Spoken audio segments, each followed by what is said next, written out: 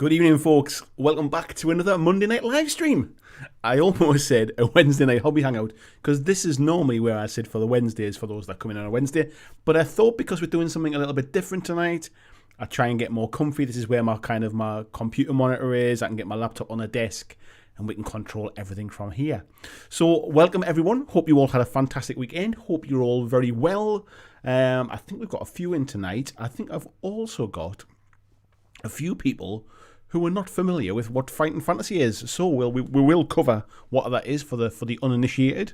I'm sure there's a lot of you who know exactly what this is. I have done this twice before, these Fighting Fantasy books. And the last one we did was the Island of the Lizard King. As a few people in the chat will know just how that one turned out from a story point of view. Not that it was a bad stream. And the first time we did Death Trap Dungeon. So tonight we are going to be doing City of Thieves, which is one of my favourites. So yes, I think somebody from the chat chose the last one. I decided to choose this one myself. Yeah, Tony says we got slaughtered. That's exactly what happened, mate. Yeah. And Vijay says everyone sit down next to the fire and get ready for Papa Andy to read a story. It does get a little bit Jack and Ori, but for those who haven't been to one of these streams before, I don't do these very often. I do them kind of once every 3 months or something like that. This one's been a bit overdue, I think. And essentially, it's kind of like an interactive role-playing game where I'm kind of like the dungeon master or the games master. I'm reading you the story. The story's kind of evolving, and then you get some choices to make and decide what we do. There's some combat. We've got health points and all that kind of stuff, but it's all ran by a digital system. So you get to see everything that's happening. So it works really well. It's not me just sitting with a book, just sitting reading it. So, Dirk saying, less talking, more killing. So for those that don't know what Fighting Fantasy is, and these couple of gentlemen here are responsible for Fighting Fantasy. On the left there is Steve Jackson, and on the right is Ian Livingston.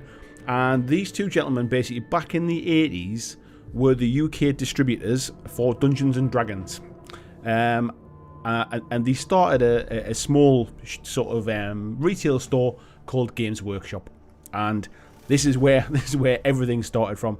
As a child, I read all of the Fighting Fantasy books. It was the one thing that I used to look forward to going to the library to get the latest one out. This was really where I kind of started my my kind of gaming history, really. Before Hero Quest, before Warhammer, before all of that stuff, Fighting Fantasy was exactly how I started my games. So yes, that's what we're going to be talking about tonight. Let me have a quick look in the chat, and we'll see who we've got, and I'll get back to where we want to be here on this screen. We'll see who we've got. So Dirk was in nice and early. Says, can't believe how excited I am for this. Nice one, Dirk. Oh, excuse me, I've got a little bit of trap wind. Oh, you didn't need that, did you? Lord Maiden's in as well. ASDF, good evening to you too. Mark Wright, Carla, hello to you lot. Ortega as well, see you on the rerun, mate. Busey's in as well. I remember Busey being in last time as well, fighting for us as well. Crobby, another one from the last stream as well. Nice to see you, mate. Iron's in as well. Nice to see you. Palmsy, let us down last time. Peter Mack, hello to you, fella. How are you doing? Tony Howell says, evening, you lovely people. Nice to see you, sir. Who else have we got? I saw a few more names. We got Christian in as well. Nice to see you, matey. Who else? We've got G Daddy Cliff. Nice to see you, fella. Busey's in. We've said hello to VJ. Good morning to you, mate. Got Tasty Brain Drain. Hello, mate. I think I remember you saying that you weren't quite sure what this was about, so hopefully I explained that. Glenn Griffin says, let's not stop to save anyone on the beach this time. Might be wise, mate. Might be wise. Yoakum, good evening, mate. Yeah, you're another one as well. New experience for you. We'll get there, and I'll show you all how this works. We've got Jeff Higdon in as well. Hello, mate. Barry Kleiber says, is it Monday already? It's been one of them weekends, mate. It's flew by. David Moffat, hello. CXG says, nice to see everyone. Hope you're all well. We've got Stu in as well. Says, looking forward to this. Brings back memories. Yeah, me too, mate. It's one of those things I couldn't do every week. I think people would get a bit tired of it. But once every kind of few months or something, it's nice to bring this one back. James Hanna, hello James. Said I grew up on this, met Ian Livingston at UK Games Expo 3 years ago.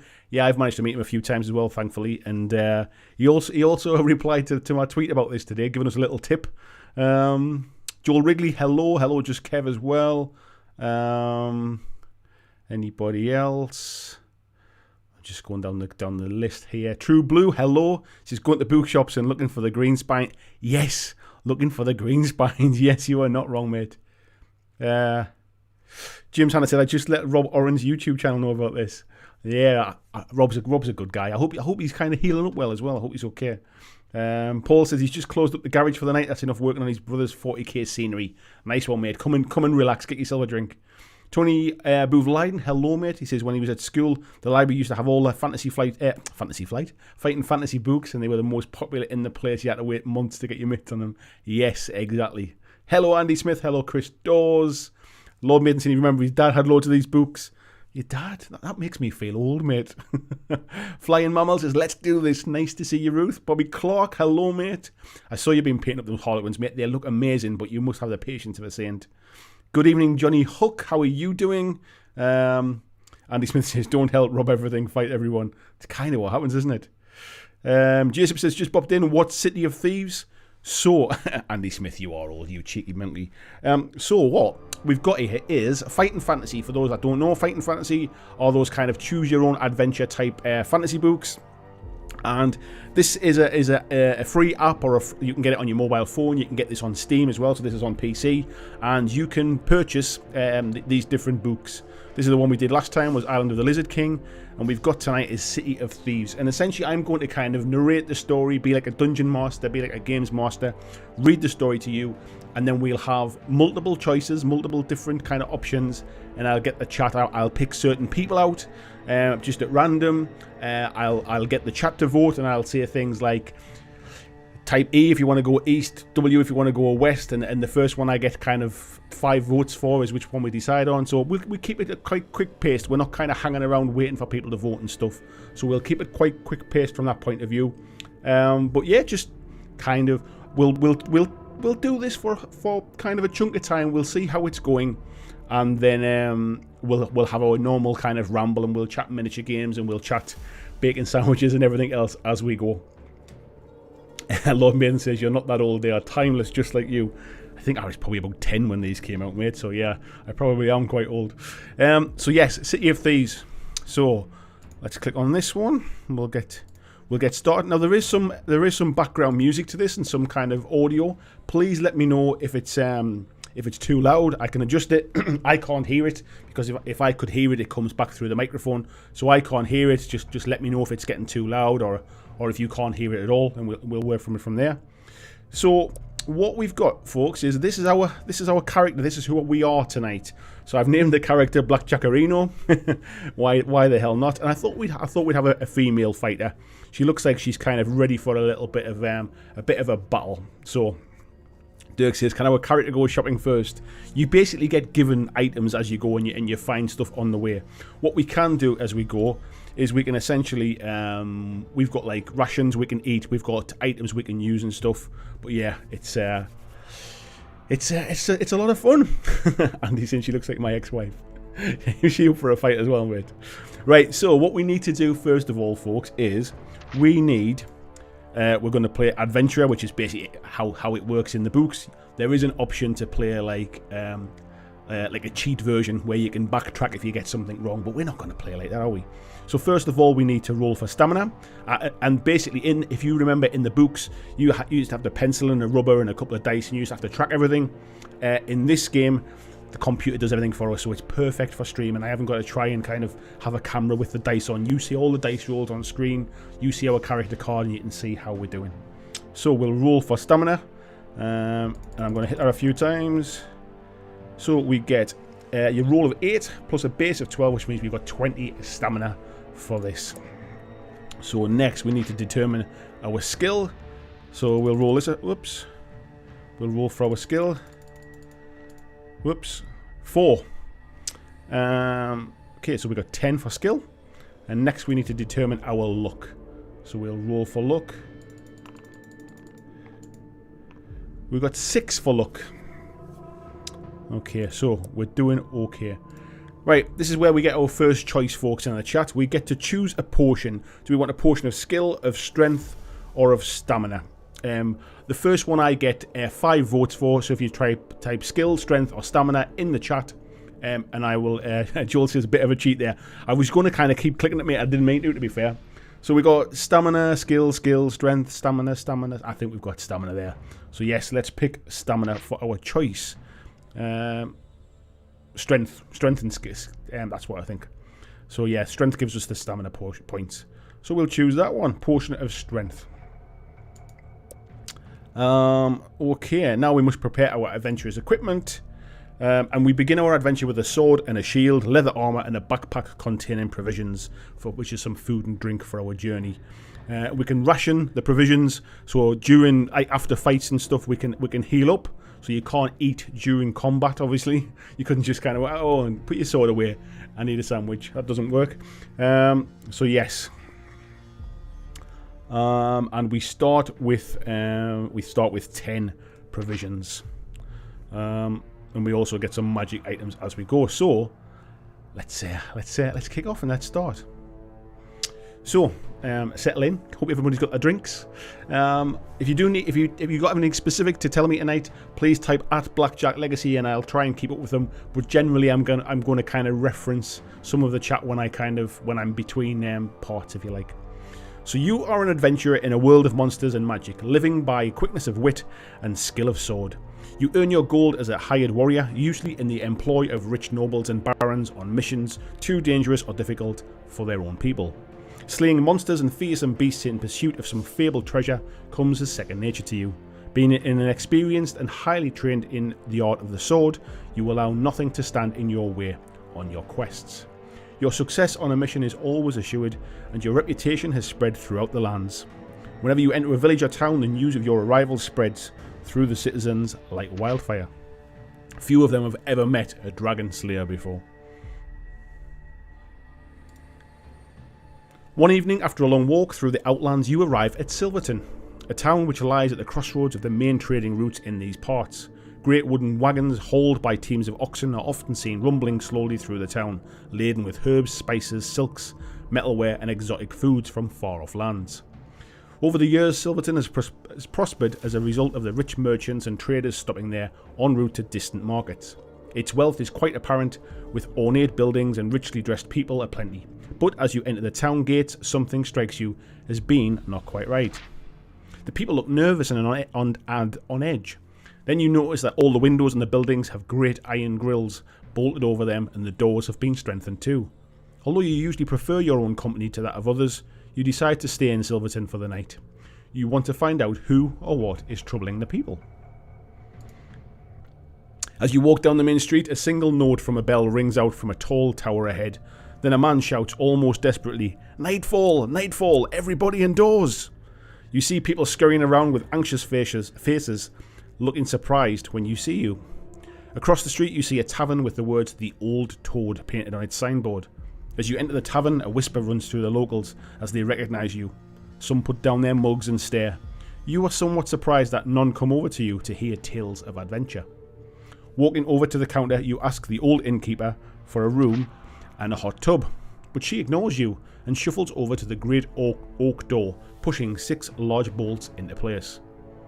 Only then does she turn to you and say quietly, "That will be 5 copper pieces for the room, and 1 more for the tub in advance, if you please." You reach into a leather pouch on your belt and toss the coins on the counter. She hands you an iron key, but at that very moment there is a loud knocking at the door, followed by a voice shouting, "Open up, this is Owen Carliff." The old innkeeper shuffles over to the oak door again and slides open the bolts. Then a fat and balding man, steady, dressed in rich scarlet robes, bursts into the tavern, looking around frantically. He sees you and walks quickly in your direction, huffing and puffing. He's a man certainly not used to haste. You notice great beads of sweat on his forehead in the pale candlelight of the room. As he nears you, he calls out urgently, "Stranger, I must speak with you. Please sit down. It is important that I speak with you." When he turns to the innkeeper to snap his fingers for food and drinks, you can see that he is obviously of some standing in the town, but his face is full of anguish and sorrow. Being curious, you decide to hear what the man has to say. He pulls out a chair for you at a table, bidding you to sit down, and the innkeeper bustles in with a tray laden with hot broth, roast goose and mead. The man in the scarlet robe sits opposite in silence, watching you as you feast, as though examining you for some purpose of his own. Finally, as you push your plate away, the man leans forward and says in a low but anxious voice, "Stranger, I know of you and seek your aid. My name is Owen Caroliff, and I am Mayor of Silverton. We are in great trouble and danger. We are living under a curse, and it is I who must rid us of it. 10 days ago, 2 messengers of evil rode into town on huge black stallions with fierce red eyes. It was impossible to see the faces of the riders, for they wore long black cloaks with hoods pulled over their faces. Their voices were cold, and each word spoken ended with an unnerving hiss. They asked for me by name, and when I came to greet them, they wanted to take my beloved daughter, Mirelle, to stay with their master, Zanbarbone. No doubt that you know he is the Night Prince. Of course, I refused their demand, and without another word, they turned and rode slowly out of town, heads down and shoulders hunched. I knew then that beneath the cloaks were hidden the skeletal and soulless bodies of spirit stalkers. Zanbarbone always uses them as his messengers, as they will complete the mission or die in the attempt, and they do not die easily. Only a silver arrow through the heart will release those evil beings from their eternal twilight existence. Who knows what it would take to kill Zanbarbone? That same night, after the spirit stalkers left, our troubles began. The Night Prince was angry and determined to harm us. 6 moondogs came, each stronger than 4 men, each with razor-sharp fangs. They stalked through the town, entering homes through open windows and killing the poor people inside. In the morning we counted 23 dead, so we barred our windows and bolted our doors, yet each night the moondogs return, and we are unable to sleep for fear that they might find a way into our homes. Some people are now talking of sending Mirelle to Zanbarbone. Those whimpering traitors I should have flogged. But what good would that do? There is but one hope, and that rests with you, stranger. There is a man called Nicodemus, who for reasons I'll never understand, lives in Port Blacksand. The place is commonly called the City of Thieves, and is the home of every pirate, brigand, assassin, thief and evildoer for hundreds of miles around.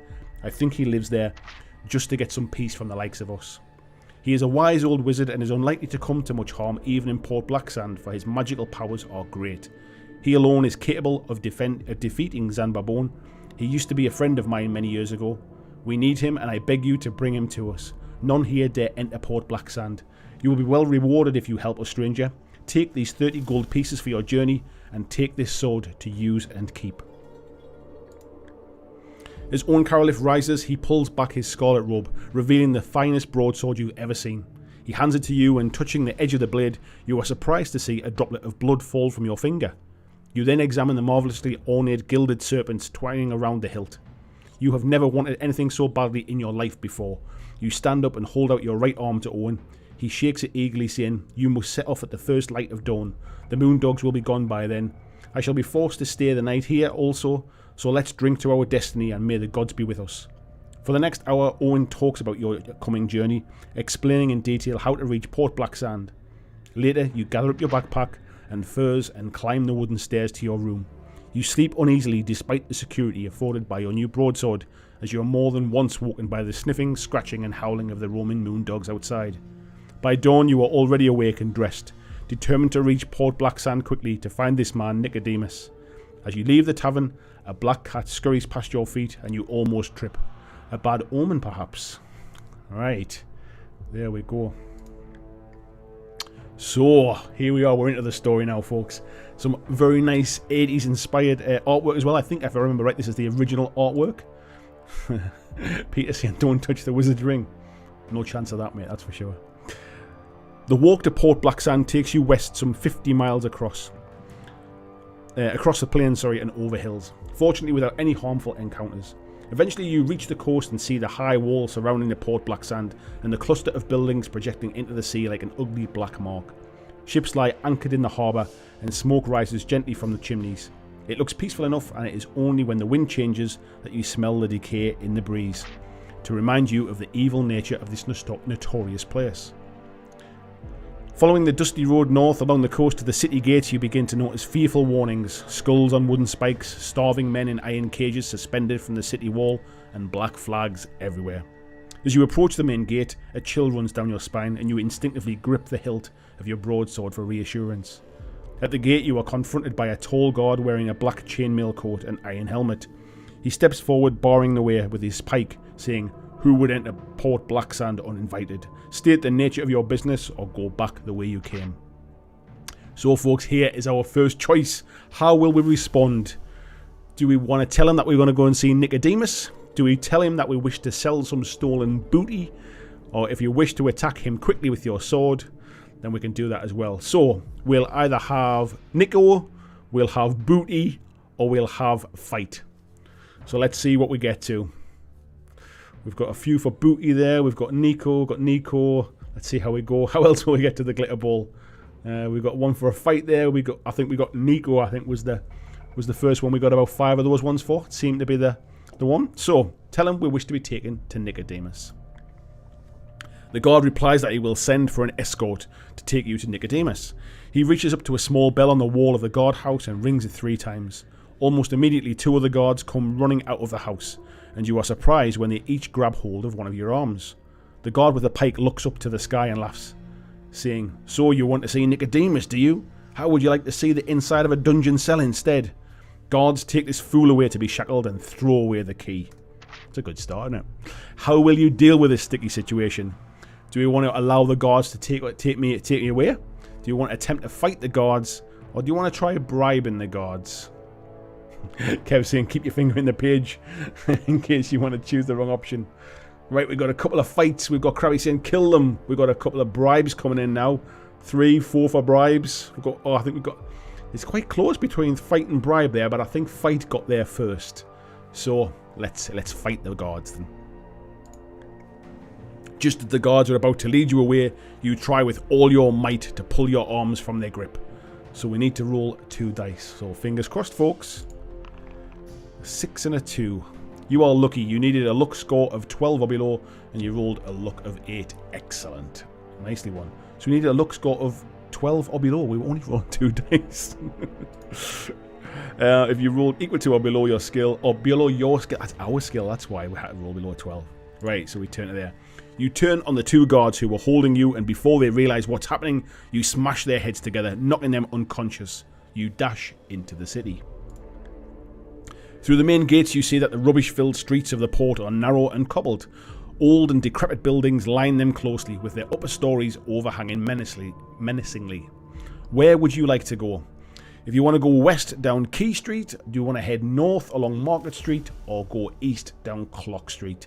Now, before we vote here, and I might have to come back, what we do have, folks, is we have our adventure sheet. So this tells us, you can see there, this tells us all the stuff that we're carrying. So this is a little bit of information. We also have, a map, which, if I scroll out a little bit, this tracks where we're going, so we know when we're coming back on ourselves and things, so we can keep an eye on that as well. So yes, so if I go back now, and we'll see whether we're going west, north, or east. Let's have a look, and we'll see which way we're going. So we had west, Key Street was west as well, so we got west, Market, go west, east, clock, east. Oh, it's quite close, that one. And then we got west, east. I think east might have just snuck it there, and then we got a batch of north in there. Right, we're going to go eastern, folks. So we'll go east down Clock Street. We've got this little fella here. It says, walking along the narrow street, you see a man wearing tattered rags sitting in the gutter. His head rests on his hands, and he looks thoroughly miserable. Do we wish to stop and talk to him, or would we rather continue? So we either go talk or east, folks. I'd think what we'll do, this one we'll ask Christian. Christian, you can give us a choice here, mate. No pressure. So I'll wait and see what Christian wants to do. Talk. Let's do that one. Let me get a quick drink here. Excuse me. As you approach the man, he suddenly springs up and screams at the top of his voice. He produces a dagger from his ragged clothing and leaps at you. His wild eyes belong to a man insane or possessed. You must fight. So here we get to see our first fight, folks. So what happens is you will see that the madman stamina and skill is 5. We've got a stamina of 20, so I think we're going to survive this one. And we've got double his skill as well. So I think we should be fine. So let's see how we do here. So our 16 beats his 12. So essentially we both roll 2 dice. We add it to our skill and we see who has the higher number. And I think we take 2 damage off them when it happens. So we'll fight again. Yeah, we should be okay here as well, I think. One more hit. Ooh, this one's a bit closer. My mental maths is not as fast. Yes, we're okay. Stab him, says Marcus. Andy's saying, bash him. John S. still good evening, mate, as well. Says ninjas. So, we are alright. We are triumphant. So, we won. A leather pouch hanging around the neck of the corpse contains a small glass bowl containing what looks like swirling smoke. What will you do? We can either smash the ball on the ground, we can take it and put it in our pack, or we can leave it behind. I think what we'll do is we'll ask... let's ask VG on this one. We've got a few people saying... Some saying take it, some saying smash it, some saying pack it. Let's see if VG comes back, see what he wants to do.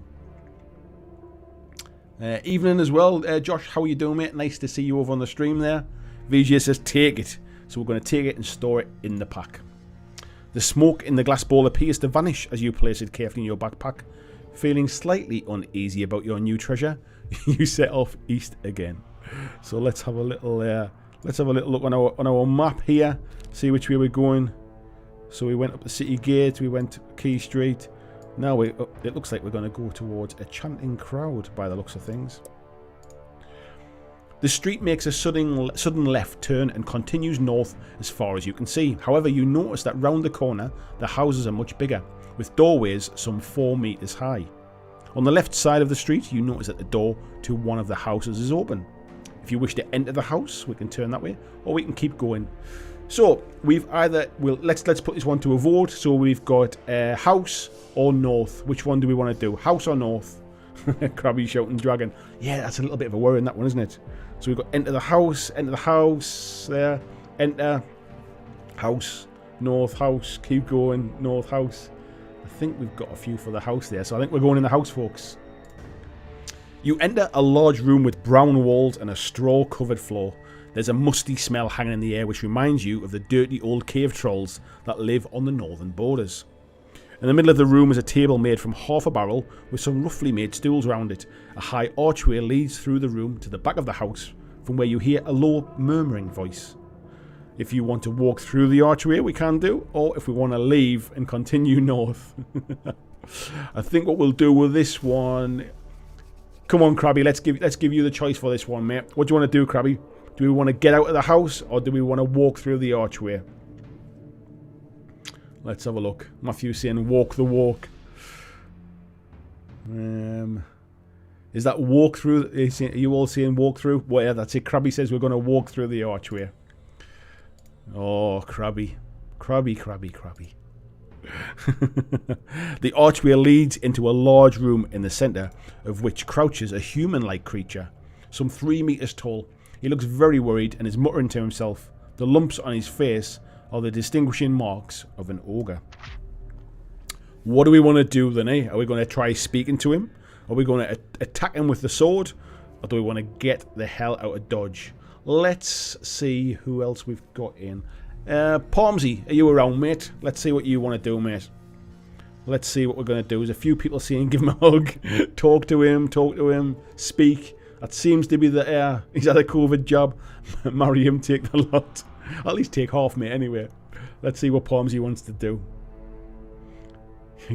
Obviously speak to him. Obviously, he says. Before you are able to speak a word, the ogre's voice booms out saying, "Somebody has stolen all my food. Will you give me some of yours?" If you wish to give the ogre some of your food, you will lose 2 provisions. Right. So do we want to share or do we want to keep? So let's put this one to a vote. Give him the smoky ball. Share or keep we've got. So we've got 1 for share, we've got 2 for share, 3 for share, 4 for share, 5 for food. Yeah, 5. Everyone wants to share with the ogre. What a friendly lot you are. The ogre gulps down the food in no time at all, licking his lips. He turns to you and tells you to get out of his home. If you wish to obey the ungrateful ogre, we can leave. Or if we want to teach him a lesson for eating our food. So, let's say we've got fight or run. Which we're going to do. We're going to run or fight. Palmsy's saying we're going to win this. Run or fight, folk. Let's see what we're going to do. Let's put this one to a vote. John Kellogg saying teach him. Christian wants to rage. Run, fight, run. Let's leave him be, fight. Oh. I'll tell you what, that one's I'm going to have to go back and check that one. That one's kind of 50-50. Joel Wrigley, you can't just keep voting at the same time. I am counting how many you're putting in, mate. Wait, we got, what's that? 1, 2, 3. 1, 2, 1. I think we've got quite a few for fight there. So we're going to have to give him a little bit of a whack, I think. So we're going to fight with him anyway. He picks up a large bone as a weapon. We must fight. So he's got a skill of 8. He's got a stamina of 9. So our skill is still a little bit higher. So we might take a bit of a bashing on this one, unfortunately. Let's see how we go. It's not a good start. So we just lost a couple of points there. We might have to eat a bit of food on the end of this one, I think. Ooh, yes, we've just given him a bit of a whack. Oh, I think we're going to take a hit on that one. Let's see what happens next. Oh, that's a bit closer. We should be okay there. Yeah, everyone's going stab and fight. Let me just scroll down the chat a little bit. Slit his belly open and get the food back. Joel saying, I'm so angry with that. Yeah, I think we're okay there. Shame we've taken a bit of a whack early on, but oh yeah, I think we're okay with that one as well. We're the white dice, by the way, folks. He's the red dice. So we've got to hit him one more time. Oh, I think he's got us that time. One more hit. Oh, we're taking a bit of a beating now. And yeah, I think that's us done that time. So, we have defeated the ogre. What do people think? Should we get a little bit of should we get some provisions? Let's see how we're doing. We've lost 8 stamina so far. We've got 8 provisions left. Everyone's saying, yeah, hungry, let's eat. So let's use one of those. That gets us back to 16. Let's take another one. That gets us back to 20. So, we have defeated him. It says the ogre's room. Oh, let me just get that one. Yeah, the ogre's room is full of clutter and discarded bits and pieces. It does not appear to have tidied for years. Rummaging through the jumble, you find a polished wooden box with a handmade of white shell inlaid on the lid. The box is locked and you cannot find a key to open it. If you wish to smash it with the sword, or do we want to leave the house? Yeah, let's put it to a vote. Andy says smash. Joel says smash. He's still angry. Let's see what else we've got. I think we're probably going to get a few more smashes on this one. Smash, smash, smash. Smash the box. Yes, I thought that might be the case. Let's get it open. The box shatters and you see 2 gems, 15 gold pieces, and a white silk glove lying amidst the broken pieces of wood. If you wish to try on the glove, or take the gems and gold pieces and leave. So, we can either leave or we can glove. Leave or glove, folks. Let's see what we're going to do. No to the glove. 1 for the glove. 1 each. Take the gems. Try on the glove. Gold. Is that Michael's glove? I remember this, Joel says. Wear the Michael Jackson's glove. I think we got more for glove, actually. Here we go. I'm worried about this one, folks. As you slide your hand at the glove, it seems to come alive and cling tightly to your hand. It then changes texture and becomes hot, and you feel as though your hand is covered with burning tar, which you are unable to shake off. Mercifully, it cools down, but a thin white film remains on your hand, making it difficult to open and close. You lose 2 skill points. You curse and leave the house and head north. Oh well.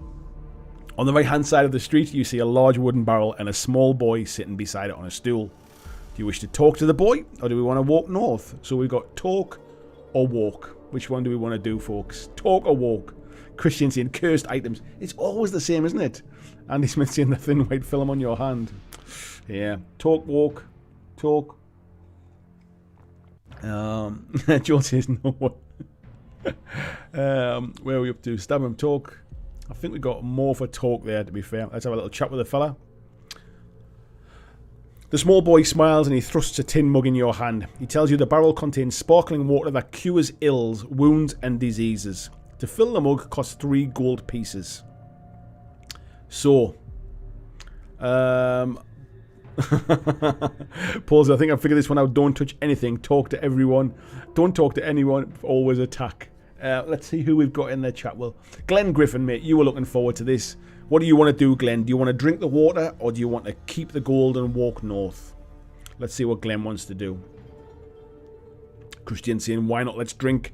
Tony says, let's beat him up and nick the water. Andy Smith says, airstrike. Glenn says, we're going to drink it. Let's see if we can heal our hand up, eh?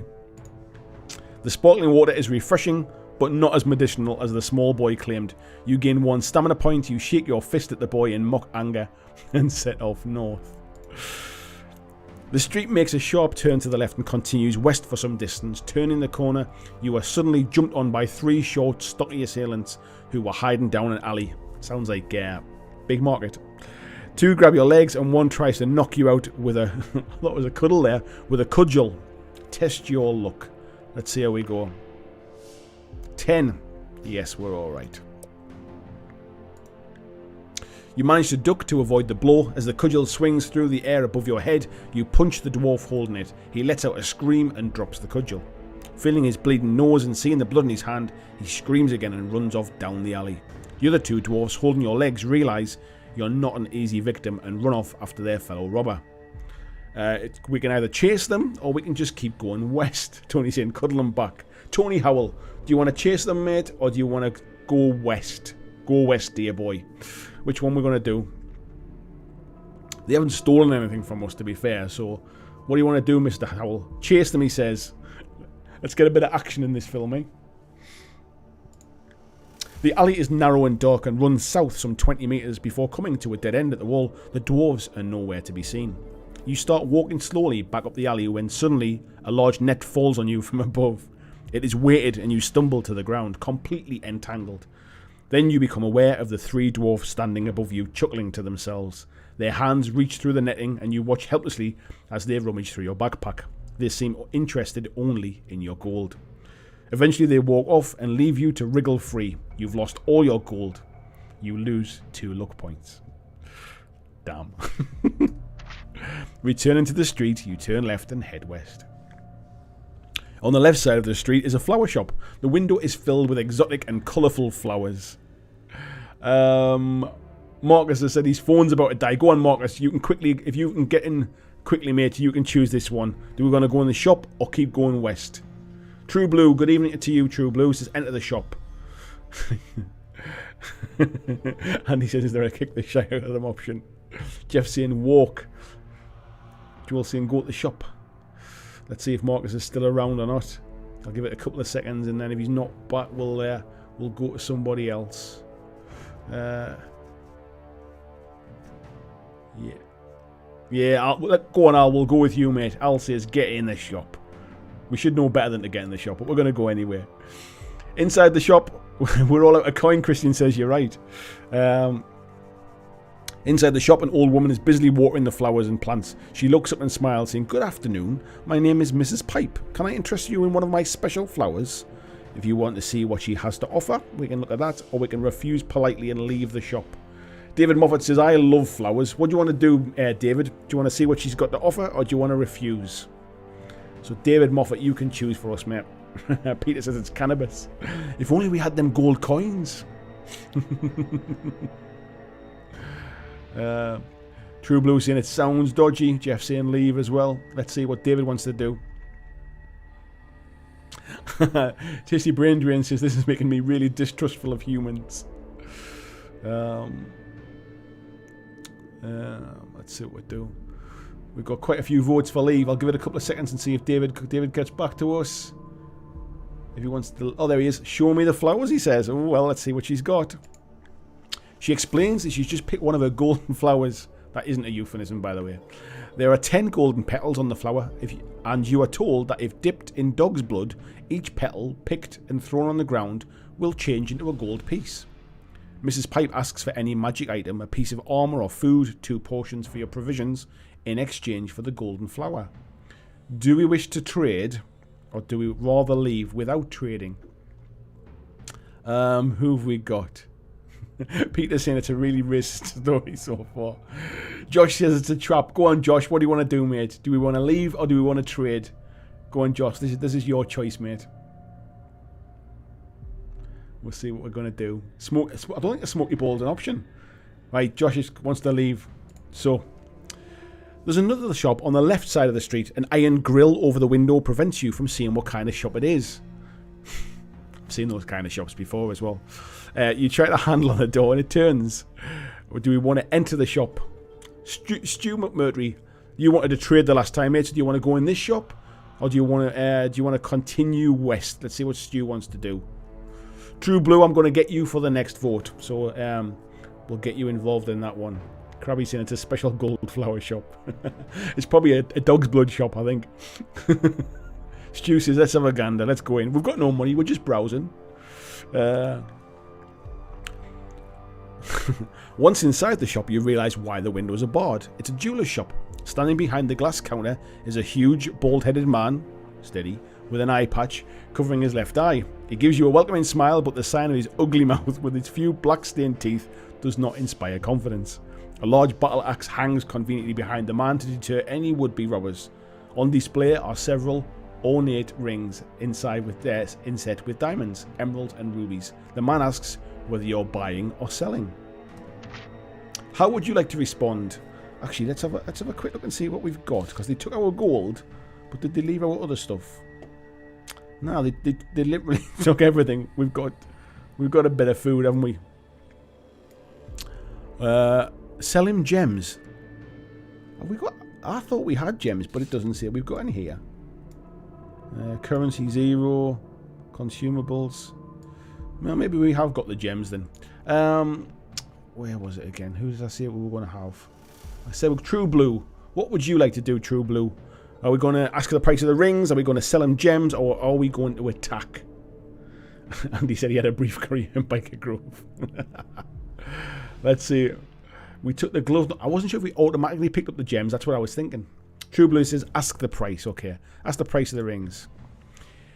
The man leans on the counter and tells you that a ring of invisibility costs 10 gold pieces. To be fair, they all cost different things. We haven't got any money, so we can't buy anything. So we need to head west. You arrive at a 4-way junction in the street. The street continuing west changes its name to Key Street. And the street running north is called Market Street. I think, are we back to where we were? Let's have a little look on the map. I think, have we done a full... There's the jeweller's shop. Have we done a full loop?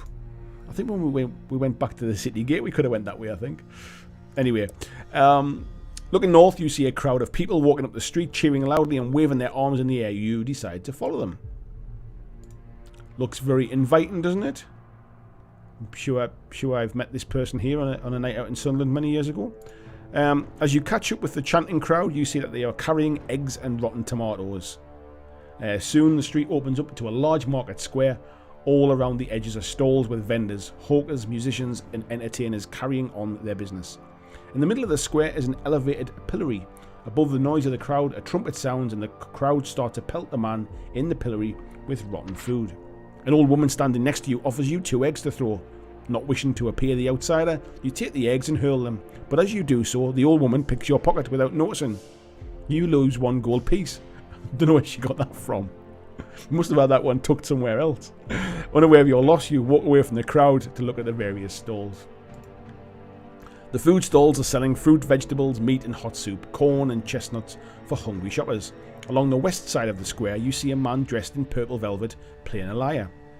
Would you like to buy some hot food for a gold piece? No, we can't. So we can either stop and listen, or we can keep walking.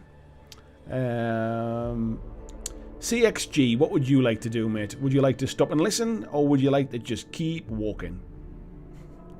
Liar, liar, Peter Nicholas, eh? Let's see what CXG wants to do this time. Few people want to listen. Got a couple of walks. Wants to listen. Let's have a listen to the music then. The man stops playing and tells you he can bring you good fortune for the sum of 3 gold pieces. And he will sing you a song that brings you luck. Unfortunately, we don't have a choice. Because we're -1 gold now. Oh dear. We're now got this fella with his big ball. A small circle of people are standing around a bare-chested man. He's enormous, and his muscles look hard as iron. He's asking the crowd for a volunteer to play catch with a cannonball. He states that whoever drops the cannonball must pay the other 5 gold pieces. We can't take him on because we can't pay. So we've got to keep going. Behind the next stall is a young man. We need to keep going as well because we can't buy anything. In the next stall area, there's a small brightly coloured tent. Attached to it is a sign that reads Madam Star Clairvoyant. If you wish to enter the tent, if we would rather continue north. Yeah, Joel's saying we should have traded for the flower. It's feeling that way. Right, folks, let's have a look at this. Is that your loincloth? Mine's a bit tighter than that one, mate. It's a Speedo one. Go north. Somebody saying stab in the tent and go in. City of Balls. North, we can't pay. North. I think we got a few votes for north there, so we'll keep going. At the end of the market, a street named Bridge Street runs north out of the square. You decide to walk down it in hopes of finding the elusive Nicodemus. It starts to rain, and the tumble-down houses huddled together on either side of the street look as if they need shelter themselves. Most have their windows boarded up and are empty, but the door to one flaps noisily in the wind. So we can either take refuge in the derelict house, or we can press on ahead. Tony Boothleiden says, I reckon there's a clue in the title. Everyone keeps nicking our stuff. Tony Boothleiden, go on, you can choose this next one, mate. Nicodemus and Pliers. Tease me. Let's see what Tony Boothleiden wants to do. Do we want to take refuge, mate, or are we going to press on through the rain? See what we're going to do. Refuge, we've got a few people saying get in the house. Glenn saying press on. Tony wants to press on as well.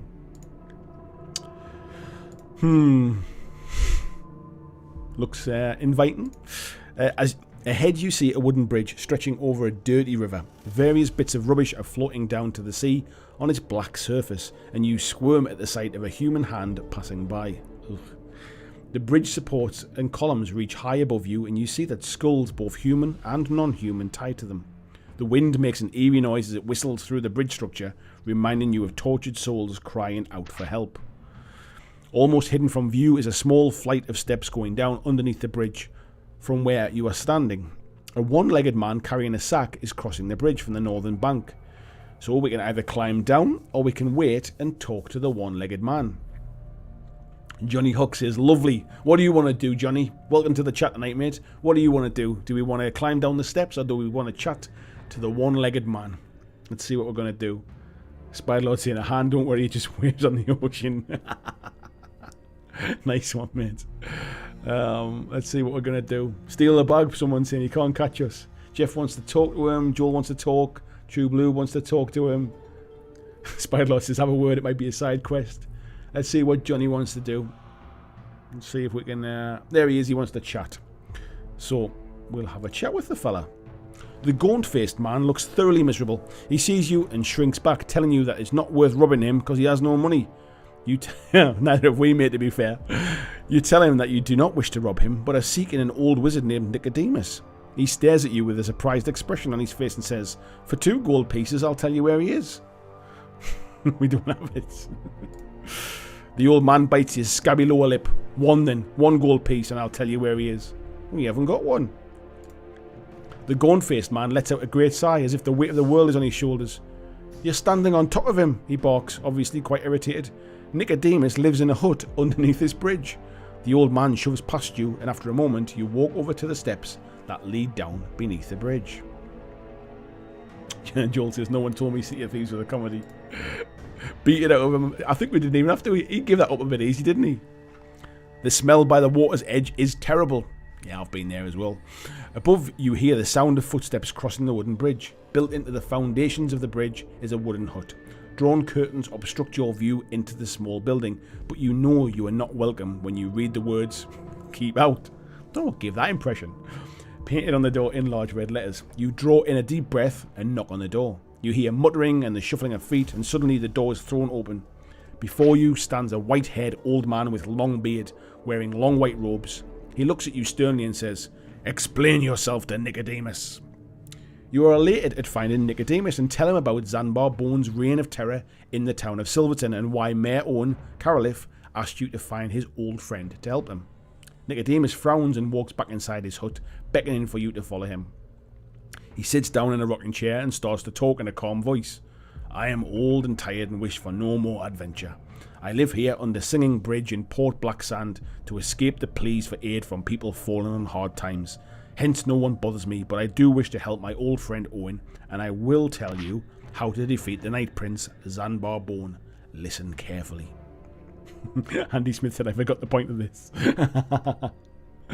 Nicodemus lights his pipe, and after a moment with it in his mouth, his eyes distant in thought, he exhales a billowing blue cloud and continues. "The Night Prince can only be defeated after sunset. In daylight hours he exists on another plane. No doubt he will have his servants to protect him, but should you get past them, you'll need something special to deal with Bone himself. To protect yourself from his entrancing stare, you must have a white unicorn in a yellow sun tattooed on your forehead." I've been tricked like this before on a night out in Benidorm. "Normal weapons will not harm him. First you must shoot him through the heart with a silvery arrow. This will paralyze him, but not kill him. Then you must quickly rub the ground compound of black pearl, hag's hair and lotus flower in his open eyes. With luck he will decay before you in a matter of seconds. Whereas if your arrow misses, I'm afraid you'll die the moment he touches you." Doesn't sound hard then, does it? With this, Nicodemus taps out the ash from his pipe onto his bare floorboards. The items for the compound can be found in Port Blacksand if you search hard enough, but I regret I cannot accompany you. Nicodemus then draws you a map of how to reach Zanbar Bone's guarded tower from Port Blacksand. He stands up, shakes your hand, and wishes you well. Leaving his hut, you climb the steps and cross the bridge over Catfish River. Bridge Street continues north, a short distance before ending at a junction. So, Tony says, "Are we taking notes?" I'm really hoping that this tracks this for us. Joel says, "Can we just go home now?" Exactly, mate. Spiderlord says, "My girlfriend says you have a very nice voice, Andy. Make a Blackjack Legacy audiobook. Quids in." I tell you what, I think it's because my voice is getting sore. That's what it is. Right, I tell you what, Spiderlord, then you can vote on this one, mate. Do you and your good lady want to walk west down Harbour Street, or do you want to turn east down Candle Street? Let's see what you two want to do, and I'll get a quick drink. He said, "I have no idea what's going on here." Or I think essentially where we are, folks, is we've now found the wizard. We've got no gold. We need to buy a load of bits, and then we need to go and fight the bad guy.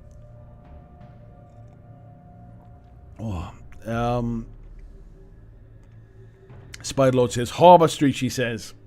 Harbour Street it is then, folks. Let's go west down there. Lord Maiden says, "I think you and Bad Squirrel could do a very good series." I'll have to give Annie a shout to see what we do. You pass a beggar in the street. He's sitting in the gutter and holds an empty tin in his hand. We're not going to toss him a gold coin. Saving us a fortune, this. If we hadn't been robbed, we'd have spent it all anyway. So we're going to walk past him. A narrow alleyway runs south off the street between two houses. If you wish to investigate the alleyway, we can do, or we can go along Harbour Street. Jeffrey Higdon, how are you doing, mate? What do you want to do, mate? Do you want to go along Harbour Street, or do you want to investigate? Let's see what Jeff Higdon wants to do. Andy's shouting, "Fight!" Joel says, "Choose your own adventure." I think this one's a pay for your own adventure, mate, this one. Not much to do when you're skinned. I think that's the thing, mate, yeah. Matthew says, "Go down the alley. What's the worst that can happen?" We're not going to get robbed, are we? Let's be fair. Glenn says, "The last alleyway had us robbed." We might get it all back. We might find them. What would you like to do, sir? Let's see if we can... Peter says he's just home from work. How many times have we restarted yet? Still the same one, mate. We're still going. This is the first one. Joel saying, "Investigate." We've got a few people saying go down the alley. Yeah, let's just keep it going. We'll go down the alleyway. Ahead, the alleyway is strewn with rubbish and discarded possessions. Suddenly you hear a growling and you see movement amongst the rubbish. Will you draw your sword just in time to two wild dogs? We might have got the dog blood for this one as well. Each a metre and a half long leap at you. Let's have a look and see how we're doing. We're not in a fight yet. We're alright. We've got our full stamina. The dog's about to be rich. Exactly. We need to fight. Or we can escape. I didn't know that was escape was even an option. Our skill's pretty good against the dogs. I think we'll fight these bad boys. Oh, he says. That was a draw. We both miss. That's a bit better. One more fight. I think we should be okay there. Yes, just. You hit the first wild dog. We've got to fight another one now. Okay. This one's got a bit less. That's okay. One more hit and we're alright. Ooh, that one's got a bite on us, that one. And, ooh, I think this one might have give us a little nibble as well. Oh no, just. There we go. You are triumphant. Right, if you defeat these beasts, let's have a look at that. Did you purchase golden flowers from the florist? No. No, we didn't. There's nothing to be found in the alleyway, so you return to Harbour Street. Ahead you hear the noisy clatter of galloping hooves on the cobblestones. You hear the noise of wooden wheels and an urging voice followed by the crack of a whip. Someone is rapidly approaching in a horse-drawn carriage. And we can either stay and see who it is, or we can hide out of sight behind a barrel. Let's have a look. Who have we got in the chat who's not voted yet? Dirk. Come on, Dirk. This is your choice, mate. Are we going to hide, or are we going to stay and see who it is? Kev says, I've never before have I wanted to be showered in dog's blood. Let's see what we're going to do. Dirk says he wants to stay proud. Yes, stay. Doesn't look menacing at all, that does it? Not at all. You step out in the middle of the street and wait. Suddenly a pair of horses come galloping into view, pulling an ornate gold carriage. The driver sees you and cracking his whip yells, "Make way for Lord Azur." If you wish to step out of the path of the oncoming carriage, we can do, or we can stay where we are. Let's put this one to a vote. Are we going to stay and get trampled by the horses, or are we going to get out of the way? Let's see. Move. Fight's not an option. Move. Move. Stay. Run. Yeah, move. I think it is. Let's move out of the way. If you wish to step out of the way, yes. As the carriage thunders by, the driver lashes out at you with his whip. You lose one stamina. You curse the driver out of the carriage as it races out of view, rubbing your neck where the whip has raised a wheel. If you're still standing, you may set off west again. The street gradually starts to run downhill. The houses end at a tavern called the Black Lobster, and the street opens out onto a quayside. A stone jetty runs out to sea, and tied to it is an old galleon. It is flying the skull and crossbones, and is probably one of the many pirate ships to the anchor in Port Blacksand to offload their booty. Harbour Street turns right at the jetty and runs north parallel to the shore as far as you can see. So we can either walk down the jetty and climb aboard the ship, or we can go north up to the harbour. Andy Smith. Let's you can have this one, mate. Andy Smith, what would you like to do? We're going to go on the ship, or are we going to go up to Harbour Street? Spider-Lord said it's still better than Southend-on-Sea. Andy Smith wants to go on the ship. Okay, let's get on there. A rope ladder hangs down from the stern of the ship to the jetty. There's also a gangplank leading up the side of the ship. We can either climb the rope ladder, or we can walk up the gangplank. Matthew Buckle, what do you want to do, mate? He says, climb aboard. Pirates have booty. Do you want to climb up the rope ladder, mate, or would you like to climb aboard the gangplank? Matthew Buckle, you can choose this one, sir. Let's see what we're going to do. And I'll have a quick little sip of my juice. Gangplank it is, my friend.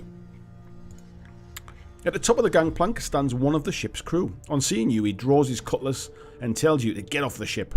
You could do as he says, walk back down the gangplank along the jetty and turn left up Harbour Street, or you could draw your weapon and test your swordsmanship against this pirate. So what do we want to do for it? Let's vote on this one, folks. Are we going to leave, or are we going to fight? We've got one for fight so far. Fight, we need the money. Fight, yes, I think we need to fight as well. Fight, fight, fight. Everybody says fight. Let's get it in there. This is a pirate seems pleased that you wish to fight him and grins, revealing a toothless mouth which unnerves you a little. Oh, We should be. Not with them dice rolls, we won't be. Let's see how that goes. Oh, that's a little bit better. He's only got 5 stamina, so we should be okay, folks. Oh, that was a bad roll. That's better. One more and we've won. Yes, I think that's okay. Oh, it was a draw. That's better. Right, we have beaten him. Spider says, I feel like we should be listening to Ailstorm. Crowley says, we're fighting, not kissing. It doesn't matter if he's got teeth. If you're kissing me, it doesn't matter if you've got teeth either, to be fair. If you defeat the pirate, turn to page 3. I'll tell you what we will do, folks, before we do anything. We'll take a little bit more provisions. Yes, we'll use it. And we'll take one more as well. Get us back up to 20. The pirate's pockets contain nothing apart from a piece of stale bread. You leave him to start the search of the wooden boxes and barrels on the ship's deck. The barrels all contain rotten fruit and the boxes contain manacles and leg irons. Perhaps this is a slave trading ship. There's nothing else of interest to you on deck. You could walk over to the deck cabin and climb down the stairs to the lower decks and leave the ship, walk back along the jetty and turn left and walk north up Harbour Street. So, we can either go down to the decks, or we can leave the ship. True Blue saying, I forgot how nails this book is. How I managed this as a kid, I don't know. So we've got cabin. We need to find some rich pirates here, Spylord. Cabin, deck, lower decks. Check out the cabins. Yes. We need some money, don't we? Oh, that dragon's back, Krabby. The stairs lead down into the ship's cargo hold. It's empty. Opposite you, a corridor leads from the hold to 2 closed doors. You walk along the corridor and listen at the doors. From the door on your left, you hear a loud snoring. From the door on your right, you hear nothing. Peter says, how can a girl earn money at the docks? That's what the barrels are for, mate. Iron saying, let's go in the left door. The left door is the one where we can hear the snoring. We've got one for left, one for right. We've got one more for left. Let's see how many we get. Keep going, folks. We've got one more for right, 2, left, left, left, 5 for left, 6 for left. We're going to go in and check out who's snoring. Oh, there's a couple of fellas in there. What's the worst that can happen? We might get a little bit of rum out of this. Asleep in their bunks are 3 pirates. Oh yeah, I forgot there's a little one just hiding down the bottom here. I didn't see him. Their room is small and contains only clothing, a few personal possessions. It looks as if the pirates have been drinking and gambling. There's an uncorked bottle of rum, a mug, and a pack of cards on top of a barrel in the centre of the room. You notice that one of the pirates is wearing a small leather pouch around his neck. Do you wish to creep up and try and cut it loose? Just Kev saying rob them, Joel saying kill them, CXG saying drink the rum, play a blackjack. That's what we should do. Yes, I think everyone's saying let's have it. If we don't get any money, we are going nowhere here. So you edge forward, trying to sneak close enough to the pirate to rob him without waking any of them up. We're being all right with the lucky rolls because we got a good luck number, didn't we? So 10. Oh, we needed a luck score of 11 or below and we rolled a 10, so we're alright. We are lucky. You managed to cut the pouch loose without waking the pirates. You tiptoe quietly out of the room and close the door. In the corridor, you open the pouch and find 6 black pearls.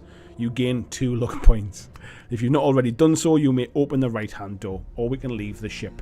I think we're going to go into the right. I'm just going to tactical vote here. We're going to go into the right one. The door opens into a small room, in the centre of which stands a steaming hot tub of water. You could hide behind the door inside the room to see who is about to take a bath, or you could allow whoever it is to have their privacy. Just Kev. What do you want to do, Just Kev? Do you want to find out whose bath it is, or do we want to get out of there? Let's see what Just Kev wants to do. ASDF saying we needed some black pearls to kill. Everyone's saying stare, perv, peep, snoochie boochies. What do we want to do, Just Kev? Your choice, my friend. Find out the bath owner. It says stay and find out whose bath it is. After a few minutes, you hear footsteps coming down the corridor. The door opens and a man walks into the room wearing nothing but a towel around his fat stomach. You watch as he drops the towel and lowers himself gently into the tub with a loud sigh. You could surprise him by drawing your sword and uttering a loud ahem, or you could creep out of the room back to the corridor before he notices you. I think we've got to confront the guy, haven't we? We need to get some money. You tell the worried bather that despite your hatred for pirates, you will not harm him if he cooperates with you. You ask him if he has any of the items you are searching for, but he replies that as captain of pirate ship, he does not need such things. You press the blade of your sword against his fat neck to make sure he's not lying. He looks terrified and assures you he's telling the truth. Then he says, "But I do know where you can get a silver arrow. Ben Borryman, the silversmith, will make you anything in silver at a price. You'll find him in Clog Street at a price." Making a mental note of the information, you leave the shivering captain alone in his room, locking the door behind you. You may now take a look in the left-hand room or leave. We'll be in the left-hand room, so we need to leave the ship. The street runs north along the quayside for a few hundred metres before arriving at a junction. We can go north up Harbour Street, or we can go to Clog Street, where we know where the arrowsmith is, or the silversmith. Who hasn't had a vote yet? Jez Hunt says, "Stab him up." Jez, if you're listening, mate, do you want to go to Harbour Street or Clog Street? Where would you like to go, Jez? We'll see where we're going to get to, and I'll have a little tipple. Clog Street, everyone's saying. Let's see what Jez wants to do. If Jez doesn't get back to me, we'll go with the clogs. I think it's seeming mouse in a windmill in old Amsterdam. Screw the harbour. Didn't Nico say we needed black pearls to crush after we shot Z with his silver arrow? I think he might have done, mate, actually. Jez is saying the silversmith. Yes. Let's get along Clog Street. Clog Street is very narrow and lined with terraced cottages and the occasional shop. To your left, you see what looks like a small boy lying face down in the cobblestones, groaning loudly. A hood is pulled over his head, and you cannot see his face. A wooden hoop and stick lies by his side. Do we want to stop and help, or do we want to walk on? This one, oh, Joel's saying walk on. I tell you what, Joel, everyone's saying walk on. I think that's definitely Spiderlord's saying stop and help, but I think we're gonna.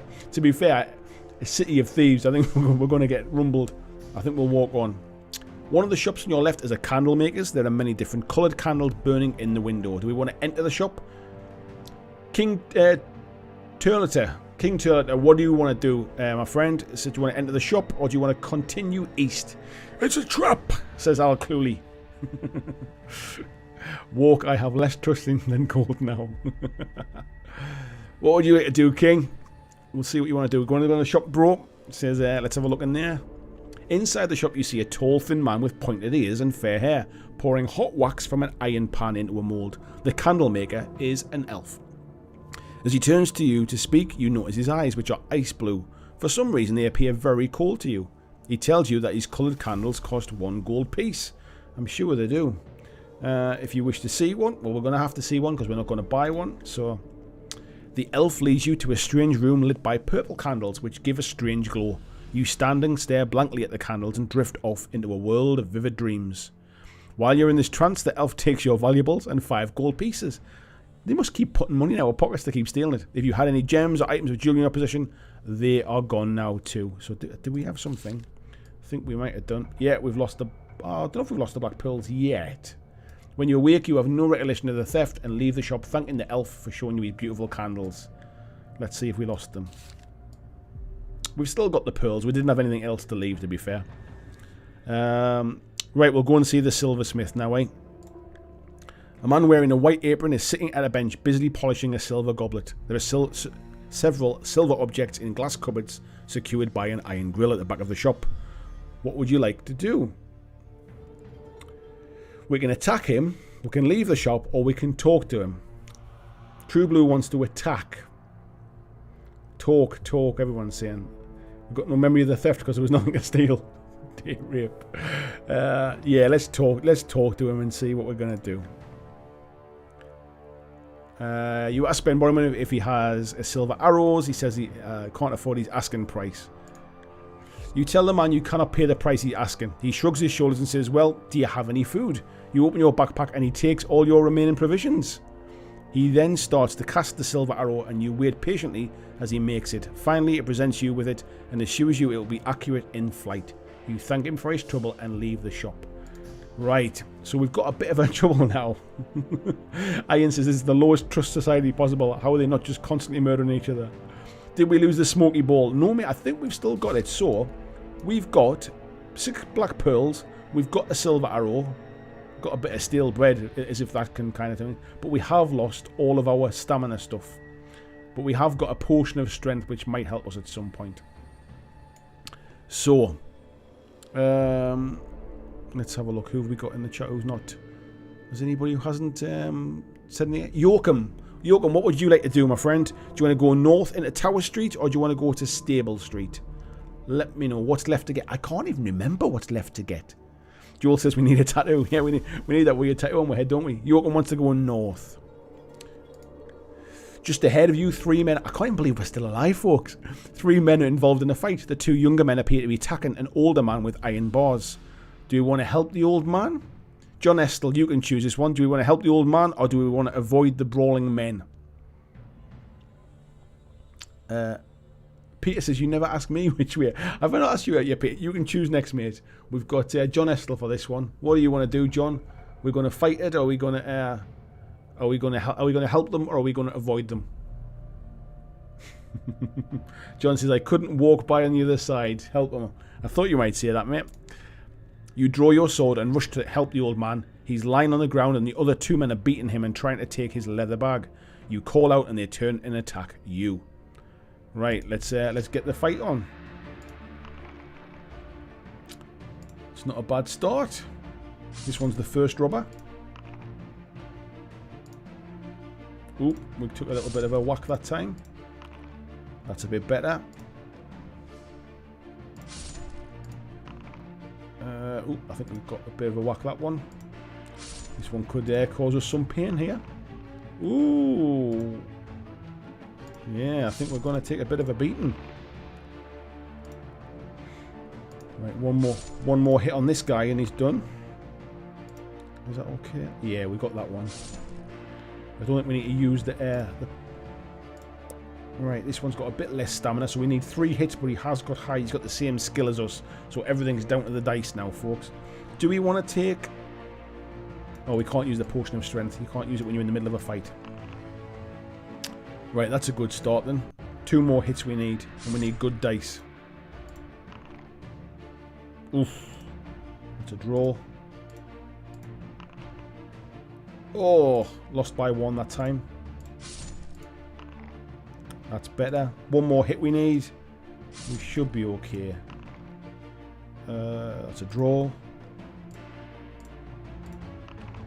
And that's a draw as well. And... oh, we took a hit on that one. Come on. Oh, we took a hit on that one as well. This is not looking good, is it? Is this where our story... oh, we got out of that one now. Joel saying we need to regain some skills somehow. We do, mate, don't we? Right, let's see if we find anything here. We have prevailed in our charitable deed. You walk over to the old man and help him to his feet. He is very grateful and offers to buy you a drink at a nearby tavern. I think we should go. Right, let's. Glad it didn't kill us, even if it did cost us. That's okay, mate. To be honest, unless we can get some gold, we're not going to need it. Right, wish to go for a drink. You follow the old man through the swinging doors of the Hog and Frog Tavern. He tells you to sit down at a small table in the corner while he shuffles over to the bar and buys the drinks. There are several shifty-looking characters sitting at nearby tables, but they do not seem interested in you. Soon the old man comes back to the table carrying 2 wooden mugs, filled to the brim with cider. Once seated, he opens his leather bag and places 2 small pots on the table. He opens one and rubs the white cream in the pot on his wounds. He smiles and tells you that he is a chemist by trade and that you should rub some of the cream on your wounds too. You take his advice and are surprised to feel the healing effect. The cream works quickly and you gain 5 stamina points. After a short chat over your drinks, you say goodbye to the chemist and leave the tavern and head north. Tower Street makes a sharp turn to the right, going east between tall buildings. An iron bridge crosses overhead between 2 of the buildings and you see movement on it. Small cloaked people carrying laden sacks between the buildings, apparently in great hurry.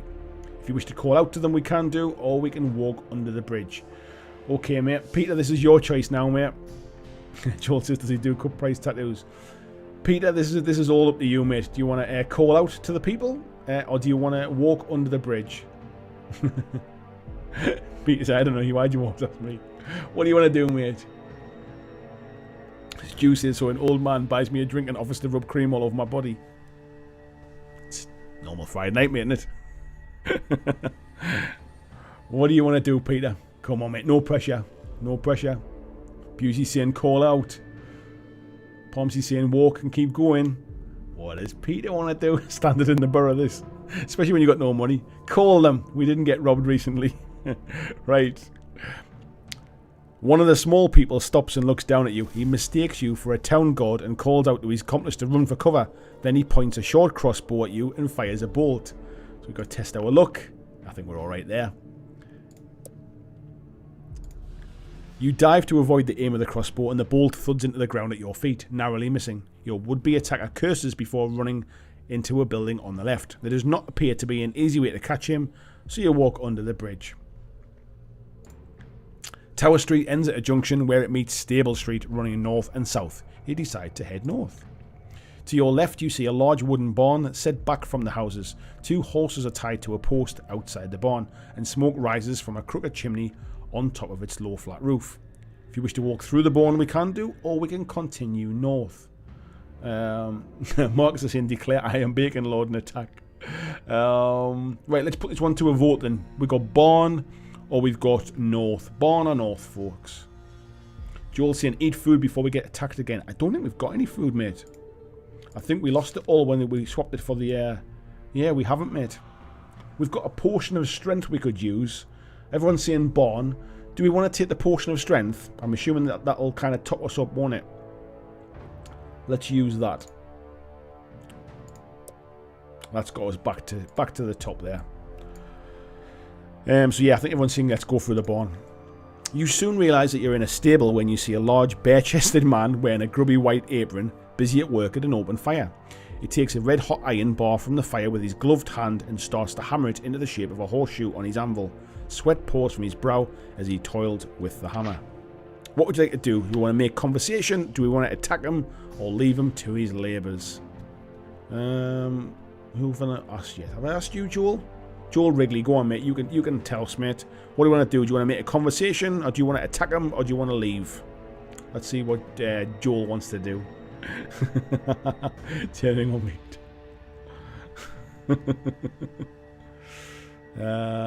Joel says he wants to have a conversation. Right, let's do that. The blacksmith removes his gloves and wipes his hands on his apron before asking you what you want. You answer by asking if he makes anything beside horseshoes. He replies that in his spare time he enjoys making chainmail coats. In fact, it's become quite profitable sideline of his, especially in a place like Port Blacksand. He tells you in great detail of the skill and labour that goes into making one, and finally inquires if you're interested in buying one. They are not cheap, I bet they're not. 20 gold pieces, we can't afford it.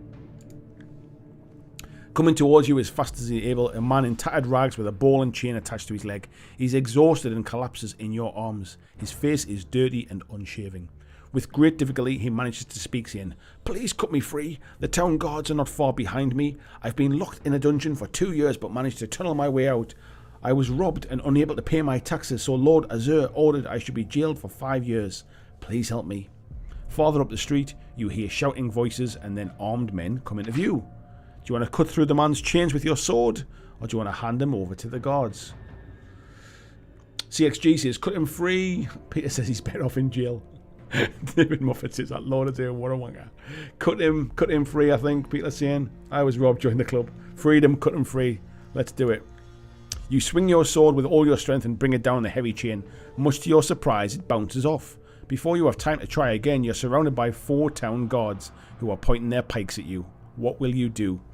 To tell them you've caught the escaped prisoner for them, turn to 199, or offer them a bribe to let you and the prisoner walk free. We don't have a bribe, but it's given us the option for that. So what do we want to do, folks? Peter Cooman, tell him you caught him, he says. Let's do that one. Tell them you've caught the prisoner. You tell the town guards that you are a bounty hunter. They seem pleased that you've caught the wanted man. The chief guard walks over to you and hands you 5 gold pieces, saying, "This murderer won't escape again. Here's your reward." He then joins the other guards who are busy chaining up the escaped murderer. You decide to head quickly north in case the murderer tries to implicate you. Yes, money. On the right hand side of the houses, they are separated from the street by a wooden fence and shrubs. There's a turnstile in the middle of the fence, by the side of which is a sign reading "Public Gardens, entry 1 gold piece." If you wish to go into the gardens, if you would rather keep on walking. I think we're going to keep walking because I don't want to spend. I don't want to spend the money. The street ends at a junction with Mill Street, which runs east and west along the city wall. Looking east, you see a group of town guards marching towards you, and you decide to walk quickly west along Mill Street. On your left, you see a narrow lane, and ahead you see a young lad coming towards you, pushing a barrow laden with fruit. So we can either walk down the lane, or we can buy some fruit. Lord Maiden, what would you want to do, mate? He says, "Wait, check our cash." What would you like to do, Lord Maiden? So we've got 5 gold pieces. We've got the black pearl. We've got the silver arrow. We've got some steel bread. We've got a majestic broadsword. Kill. I don't think kill's an option, is it, at the minute? What would you like to do, Lord Maiden? Do we want to go and walk down the lane, or do we want to buy some fruit from the barrow boy? Walk down the lane or slaughter the boy? I don't think we've got a choice to slaughter the boy. So what do you want to do, mate? Which one? We want to just walk down the lane, yeah? Jez hunted Lord Azur's gardens are full of naughty plants. Walk on by. I think that's what we're saying here. The lane ends at a small shop. On the glass panel door is painted a sign, "Jimmy Quicktint, best tattooist in town." I think we're getting that head tattoo, folks. The tiny bell rings as you push the door open, and a fat man wearing a purple silk smiles in greeting. You are surprised to see his arms, hands, feet, and even his face are completely covered in colourful tattoos. He grins and says, "Practice what you preach." You tell him that you require a yellow sun to be tattooed on your forehead. Ugh, we can't afford it. It'll cost 10 gold pieces. Right, let's see what happens. The tattooist looks at you with a bored expression on his face and says, "Well, you don't expect me to do it for free, do you? If you've got anything worth selling, go next door. My stepbrother lives there and he's a pawnbroker. Tell him I sent you and maybe he'll give you a good price." You walk outside and knock on the wooden door of the next house. A shifty looking man opens the door and you tell him you want to sell some items so you can afford to buy a tattoo. The man asks you to come into his house. You enter a room piled high with all kinds of objects, furniture, armour, curios and pottery. We haven't got anything. We've got nothing to sell him. Okay, so we skip on then. We haven't got an eye patch. We've got knuckle bones. When you're finished trading for Bidgot, if you now have enough money, we don't. If you still can't afford one, you'll have to come back later. You walk back up the lane and turn left into Mill Street. So let me have a look on our map and see if we can find. Mill Street is where the tattooist is. Okay. Walking towards you along the street are 2 huge guards wearing the black uniform of Lord Azur. As they get closer, they see are trolls, brutal mercenaries employed by Lord Azur as elite Imperial guards. To your right, there's a tree which reaches almost to the top of the city wall. Do we want to risk walking past the trolls, or are we going to climb the tree to get over the wall? Stu he says, "Sell our body." I think that's kind of what our options we're left with. Spiderlaw says, "Personally, I think it's time to go back down to the docks and make the sign Blackadder style. Climb the tree." I think everyone's saying yes, let's do that. The trolls see what you're doing and they run towards the tree. You're forced to leave your shield behind as you quicken your pace and you lose a skill point. Not what we needed, folks. After climbing quick up the tree, you realise that you must jump a distance of 2 meters between the branch and the top of the wall. If you're wearing a chainmail coat, you'll have to take it off. We haven't got it. You see the 2 trolls running around the tree waving. There's no alternative but to jump. It's a close shave, but you just manage to grip the edge of the wall with your fingertips. You pull yourself up and climb onto a stone walkway along the top of the city wall. On the either side of you are stone towers rising above the battlement, spaced some 100 meters apart. There are doors in the towers, both of which are suddenly flung open as more guards run out to capture you. There is a 20-meter drop on the other side of the wall. This is not sounding very good. You need to act fast. If you wish to risk the 20-meter drop and jump to freedom, we can do. We haven't got a climbing rope, so we can either fight or we can jump. So let's put this one to a jump because this one might kill us. So we've got climb or jump. What do we want to do, folks? This is not looking good. Jump. Jump to freedom. Jump. Jump. This is why I hate cities. Jump. Yes. Here we go, folks. Fingers crossed. Oh, the distance to the ground is too great, even for a great warrior like yourself. You land badly and break your neck. Your adventure ends here. The end. We jumped, folks. We jumped. Ouch. Yippee-ki-yay, says Jez. And that, folks, is what happened to us. That's the end. Peter says, don't jump. You're too late. CXG says, we died as we lived. Broke.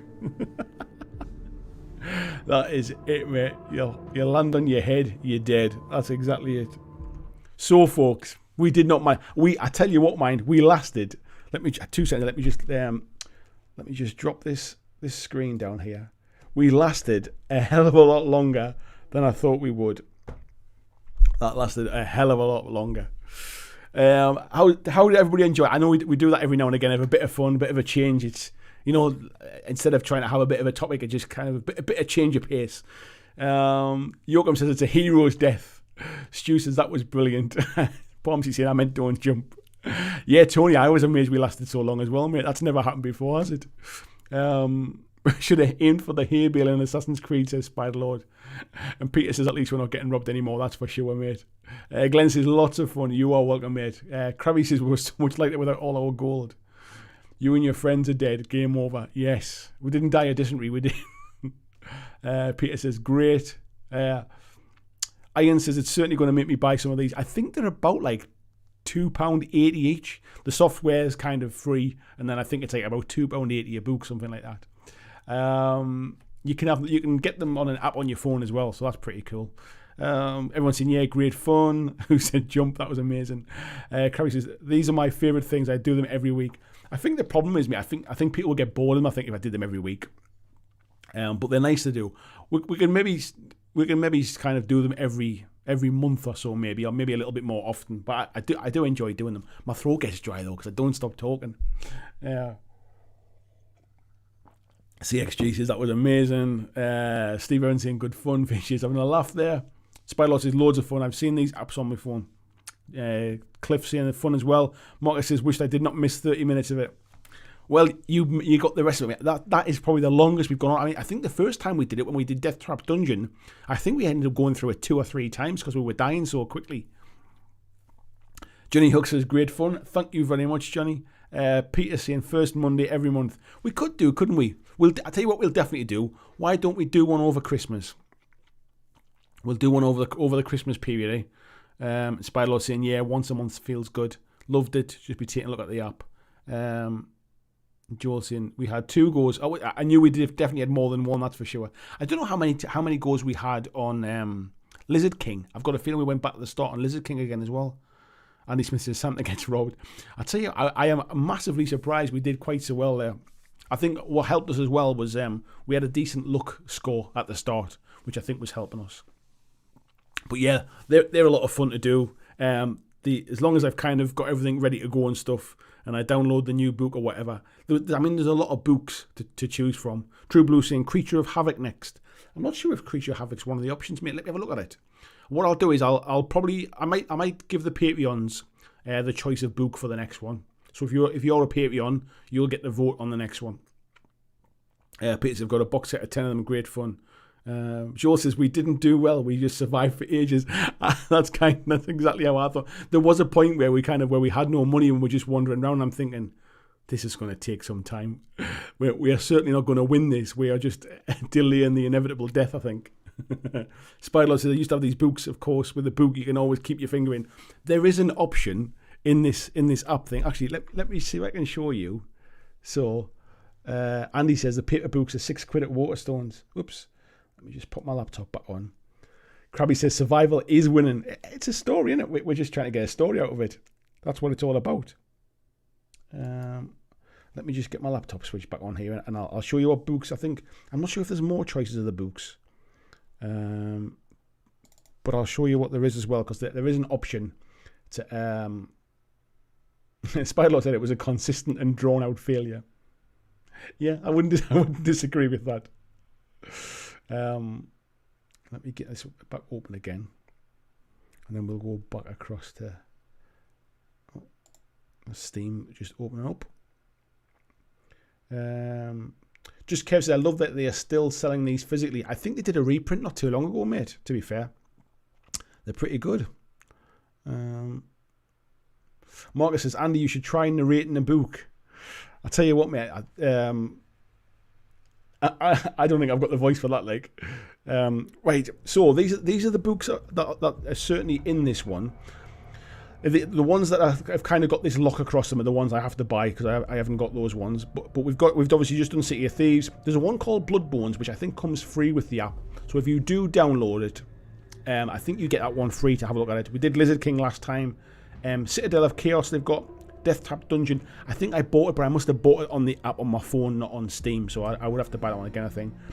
House of Hell, The Warlock of Firetop Mountain, Trial of Champions. I think I remember. I enjoyed Trial of Champions when I was a kid, I think. Caverns of the Snow Witch and The Forest of Doom. But I think there's more if you go into the app on Steam. I think there's more books. So we'll have to check that one out. But yeah, we'll give folks... Peter says House of Hell is bloody hard. I don't think any of them are easy, mate, to be fair. I tend to find the Ian Livingstone ones are tougher than the Steve Jackson ones, I think. Just Kev says Warlock is a classic. Yeah, it is, mate. But what you've got is... so you can obviously change your character's name and stuff. There's a few different portraits, so you can go through and pick different portraits. You can change the sound effects as well, so I'm assuming if I go back to here, can you... Yeah, you can hear this. So there's different... there's like different sounds you can have. This one's Forbidden Forest. There's the Tavern Tales one's quite good as well, but it's a bit repetitive. There's a kind of like dice rolling in the background all the time and stuff. Haunted, yeah, different things. John says, "Is there a version for 8-year-olds? We might win."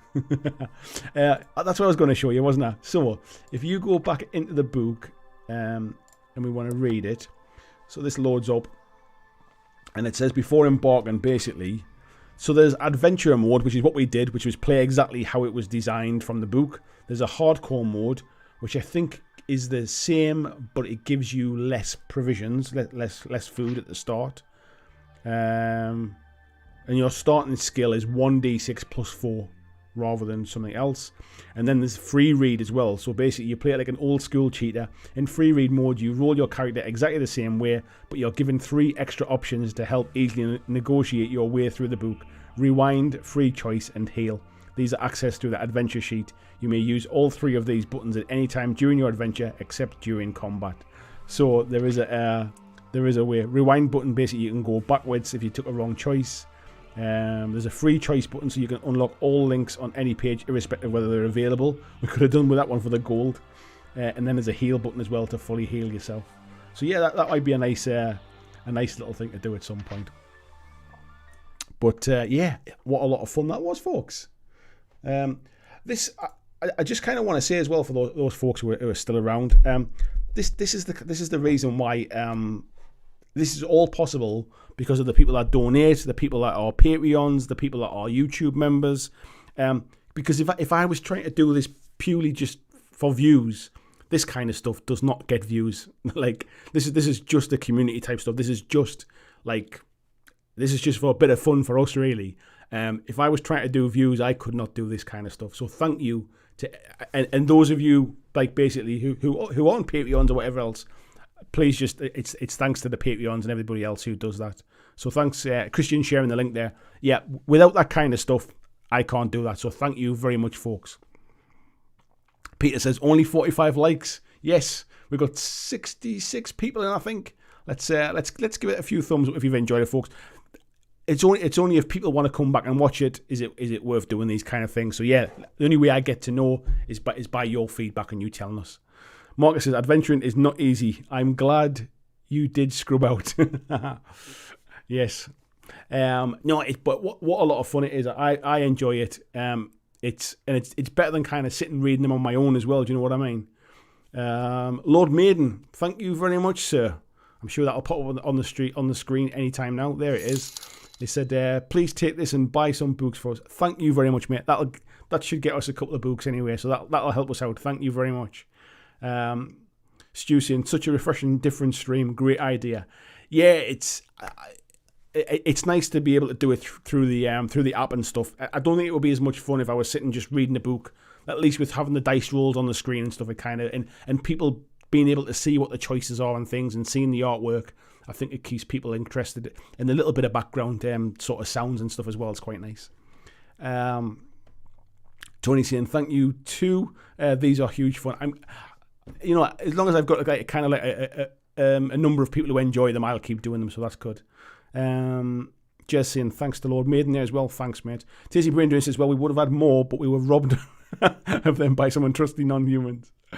More likes. Marcus was saying it was super fun. Lord Maiden said, I really enjoyed it and all the chaos that happens.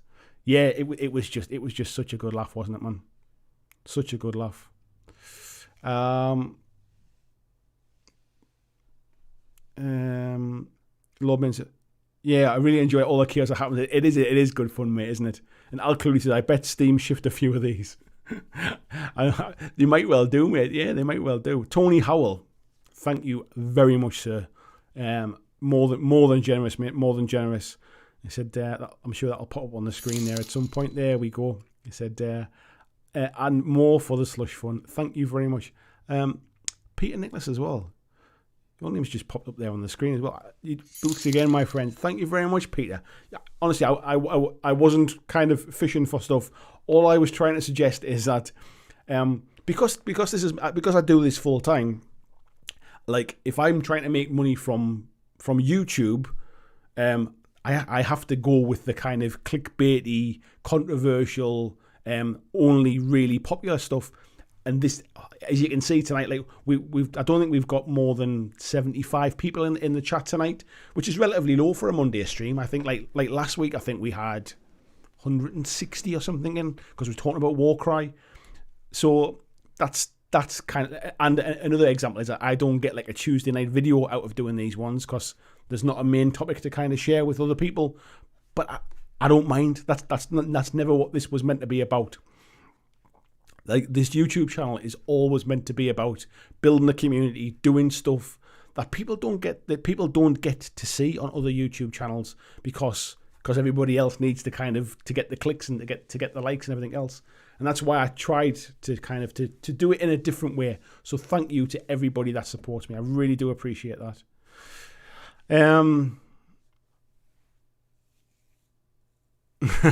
True Blue says, if only we can get our hands on these dwarves. We did have a few new folks in tonight as well, so thank you to the new folks that come in. Really appreciate that. If you haven't already subscribed, please do subscribe. We're getting ever closer to the magic 10,000 subscribers. I clicked over 9,500 last night, which was really good. Let's see where we're up to. See if I've not checked it today, so I've got no idea where it was. We're at 9,523, so we're getting close. I don't think we'll be there by the end of the year, but with a little bit of push, we'll get there in January. Al Cluley, thank you very much, mate. He says we love it. I really, really appreciate it. Thanks very much, mate. Thank you very much. Use the right mouse. I'll be able to. Marcus said it's good to know as a group we are all bad at making quick decisions. That is definitely the case, mate, isn't it? I've been trying to find out if there's a way to kind of do like votes and stuff in YouTube. There's not like if you do this kind of thing over on Twitch, people can vote. So if they type in a certain answer, it collates how many people and stuff. But you can't do that on YouTube. But this works just as well. As long as I can kind of keep it moving, it works okay. Spider-Lord said, I don't know, you could do a fairly hilarious highlights vid. I'll have to have a look. Maybe that is something to do. Maybe just to kind of pull it out for those that didn't see the whole stream.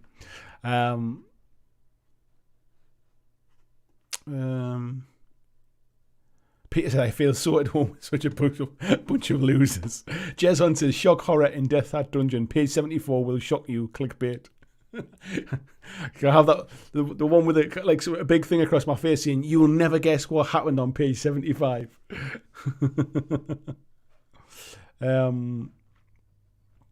Where are we up to here? Krabby saying, "I love it. Awesome bunch of folks. As close to a social life as I have. You and me both, mate. Honestly, you lot have no idea how much this has kept me up there." Stu as well, thank you very much. He's not laughed so much in ages. Great start to the week. Thank you very much, fella. Yoakum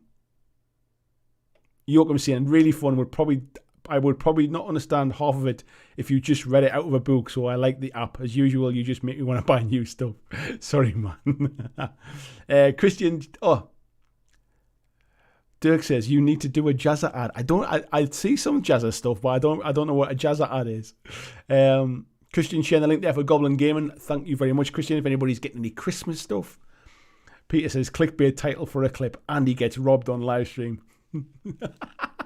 That's what I should do. I should do a clips video for tomorrow, pulling all the little funny bits out of tonight and just going, I got robbed in a back alley. I got robbed on a live stream. Spiderlord saying, once I get a job, do you know what it is, mate? Don't worry about it. Honestly, people coming and watching and clicking the like button and sharing it and all that kind of stuff, it supports me as well. I obviously, I can't say the money's not important. It's what pays my wages kind of thing. But yeah, it's hugely appreciated. Daniel Kennedy saying, really enjoyed joining in tonight. Got to hit the sack for work in the morning. We'll catch the rest of the rerun. Thank you very much, mate. Glenn saying, can you make a playlist of those fighting fantasy videos on your channel?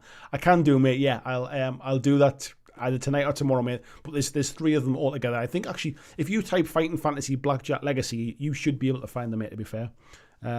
Tasty Brain Drain says, remember, if Andy hits 10,000 subscribers before year's end, we get a special dance video. I did promise that on last Wednesday's stream. If I hit 10,000 subscribers before the end of 2020, I will record a special BlackJack Legacy dance video for you lot. Otherwise, you'll just get the little boogie on stream if I hit 10,000 next year. Marcus is saying highlights will be awesome.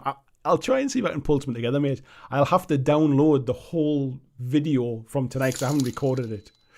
Just Kev, thanks for the fun tonight. Kev, if I had a hat on, mate, I would take it off to you. Thank you very much. Yeah, dance video, yeah. Jez Hunting, good one. Stu, Tony says, doing it on YouTube is great. A lot more fun and random makes it fun. Yeah, it's, I mean, it just, especially in the current climate at the minute, it's a nice way for everyone to kind of hang out and do something together.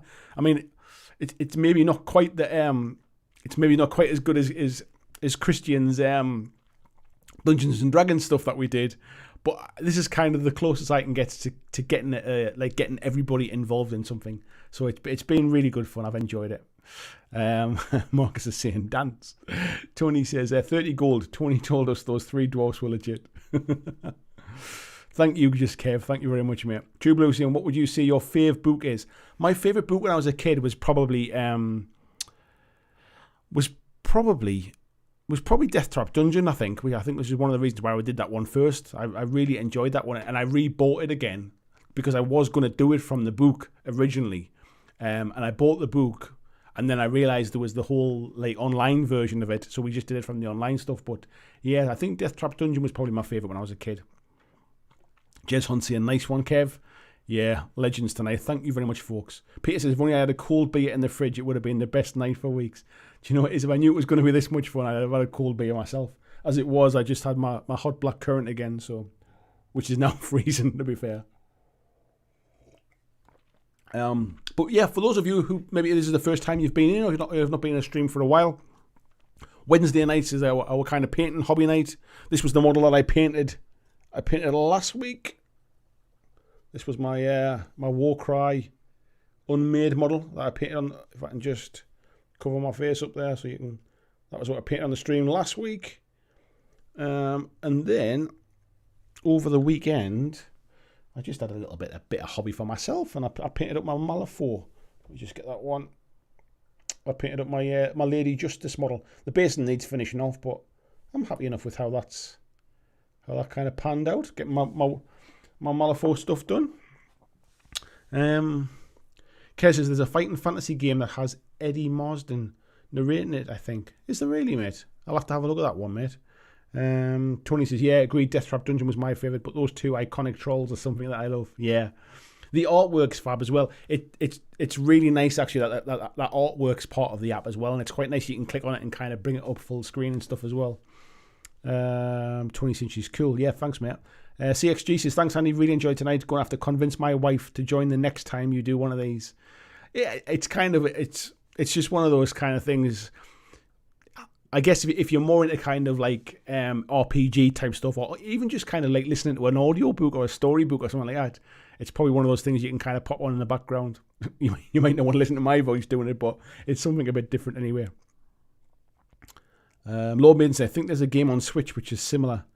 I think it was you that mentioned the Switch game today, mate, wasn't it? Dirk says he's got 10 of those fighting fantasy books I bought in a package off Amazon some time ago. I guess it's time to replay City of Thieves as well. Just kept saying, play the cheaty way next time.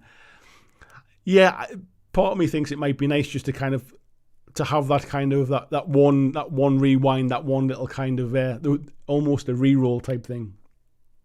Palmsy's saying the Warlock one is on Switch. Is it like what we've been playing tonight, mate, or is it like a proper game or something like that? For those that don't know, so Ian Livingstone, who is the writer of that book and wrote a lot of the fighting fantasy books, created Games Workshop and stuff, actually works for, well, he doesn't work for, he is one of the major, like a director of Steamforged Games now as well. He was part of a group that kind of came in and funded, what's the word? Not funded it, but like financial backers that came in to Steamforged not too long ago.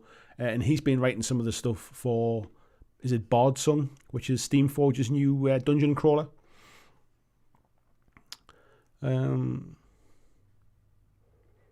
Peter saying the cheaty one won't be such fun though. Spylord said, I'm looking at Cthulhu ones now, almost seems more like a solo RPG thing. I like the idea that because it's in like an app or a Steam kind of version, I can put it on the screen, and I think it's putting it on the screen and sharing it with you lot that makes it feel more interactive, I think. Lord Minson, yeah, that's the one. It's a mix, so more graphics based, so you see your character and the fights are turn based. Alright, okay, so it's a bit more animated. Just Kev says, tweet Ian and try and get him on the chat next time. He's good at interacting with his fans. He actually retweeted the stream tonight, to be fair. Lord Minson says, please look up Hand of Fate. I'll have to look at that one, mate.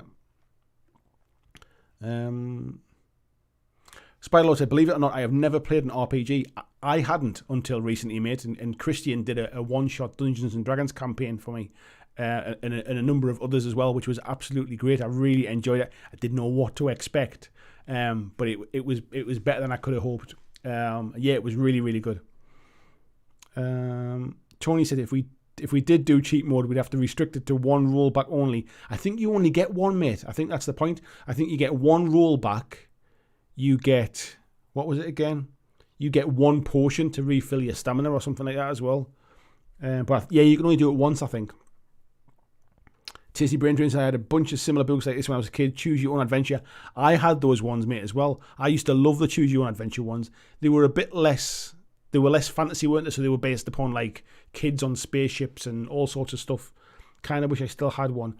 There is, I'm pretty sure, let me pop this laptop back on and do a little look for it. I think there's a Choose Your Own Adventure board game, which is that same branding.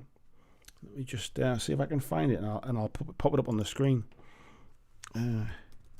Choose Your Own Adventure board game. Here we are. And they still sell those books as well, to be fair. From Z-Man Games it is. So let me put this one. There we go. What have I put on this one? Can you see that one better? Yeah, you can see that one now, can't you, as well? Yeah, so this one's 1 to 8 players. The classic Choose Your Own Adventure series comes to life in this new narrative adventure game. Will you survive? I've got no idea about it. I don't know whether it's any good, whether it's rubbish, whether it's brilliant. But I know I'd heard that there was one. But yeah, so that's the old Choose Your Own Adventure stuff. Looks like it could be kind of interesting. What was that as well? Like $25. Doesn't sound like it's overly expensive. Might be quite nice to. And there's a House of Danger rules that you can download and have a look at it. Sounds like it's just like an expanded version of doing the book, to be fair. And they obviously do other versions as well. War with the Evil Power Master. I used to love the Choose Your Own Adventure books. Yeah, I seem to remember they were like a little bit younger than the fighting fantasy stuff. Where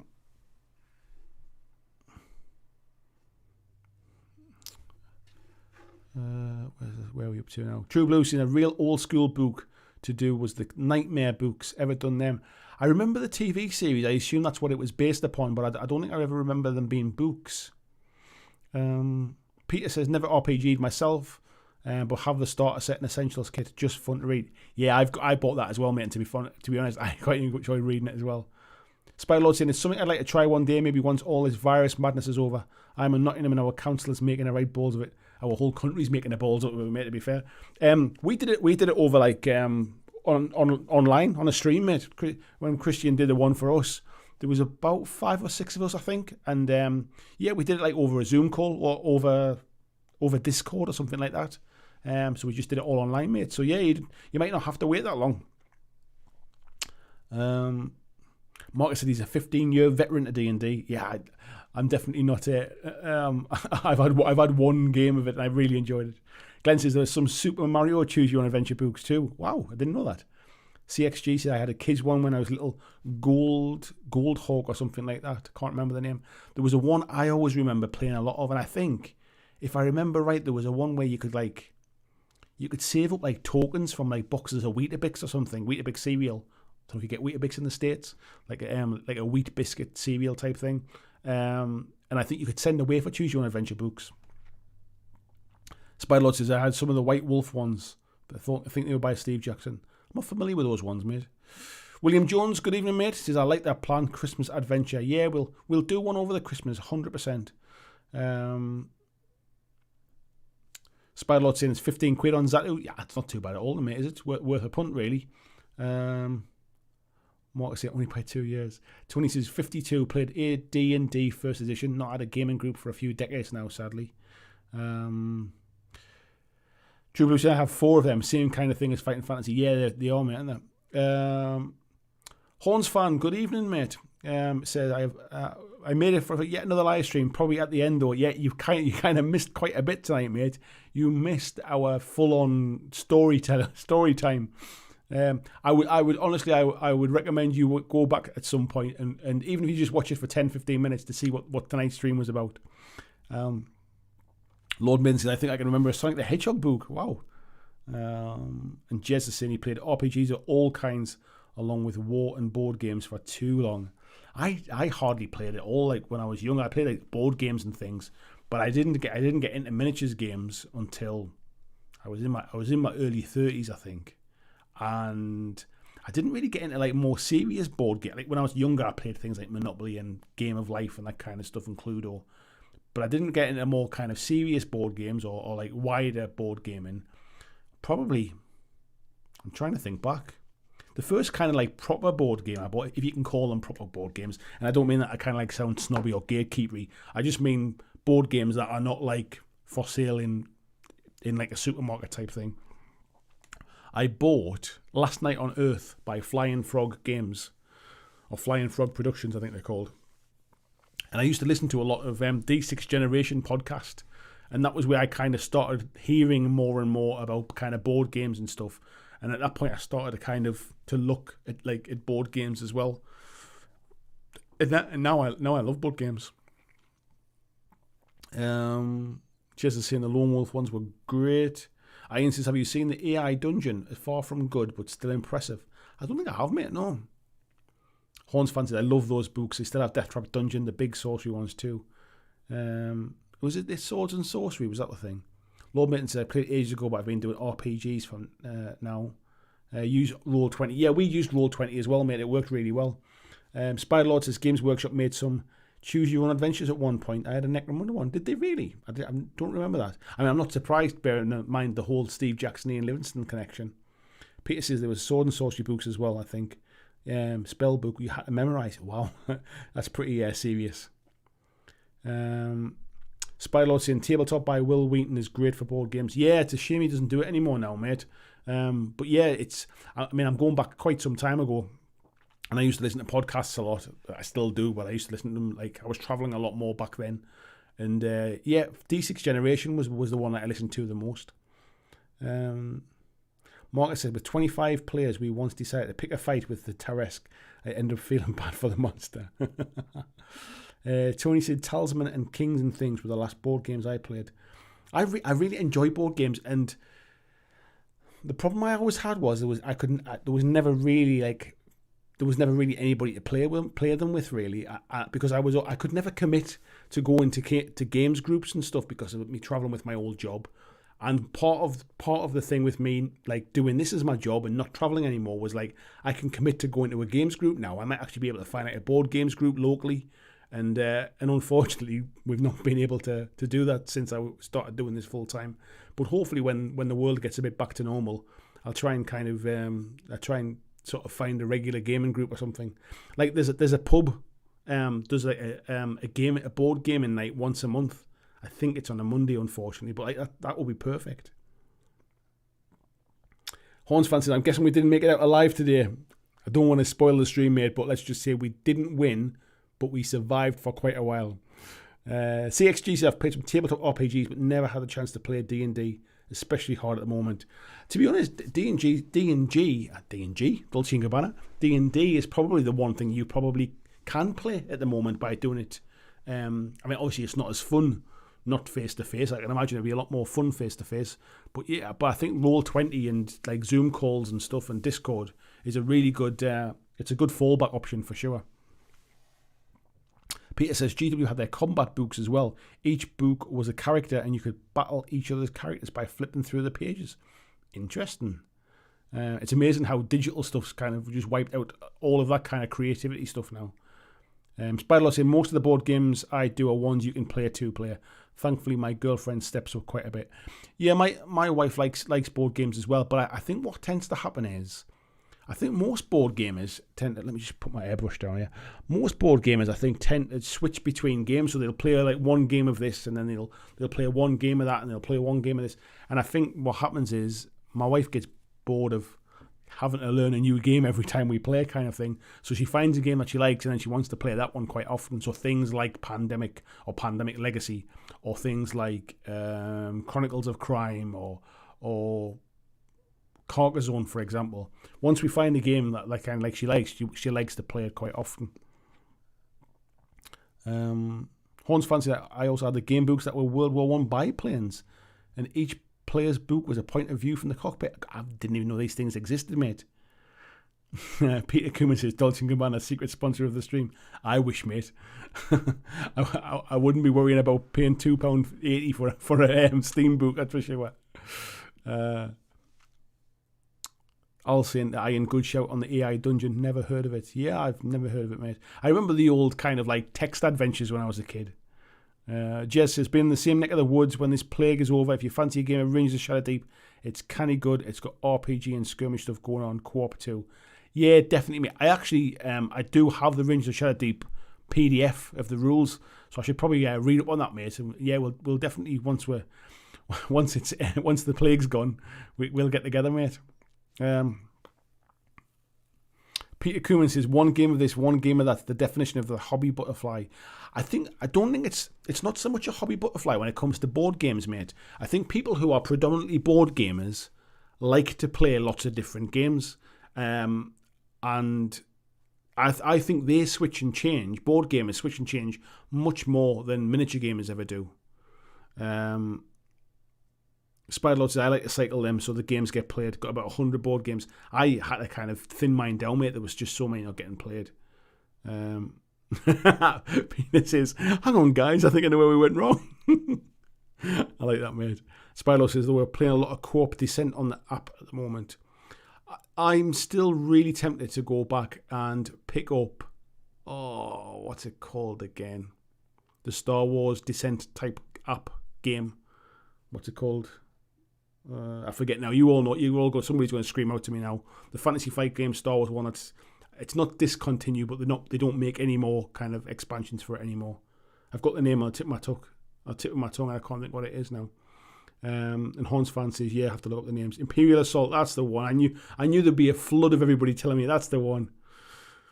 Hans Fan says, Google Ace of Aces to see the biplane game books. I'll have to have a look at that, mate. Yeah, I quite fancy Imperial Assault purely because of the app sort of like driving the game and stuff. And I'm a big Star Wars fan, so I keep looking at the base game to see if it's dropped in price, because I think it was quite expensive. It was about like £80 or £90 for the base game.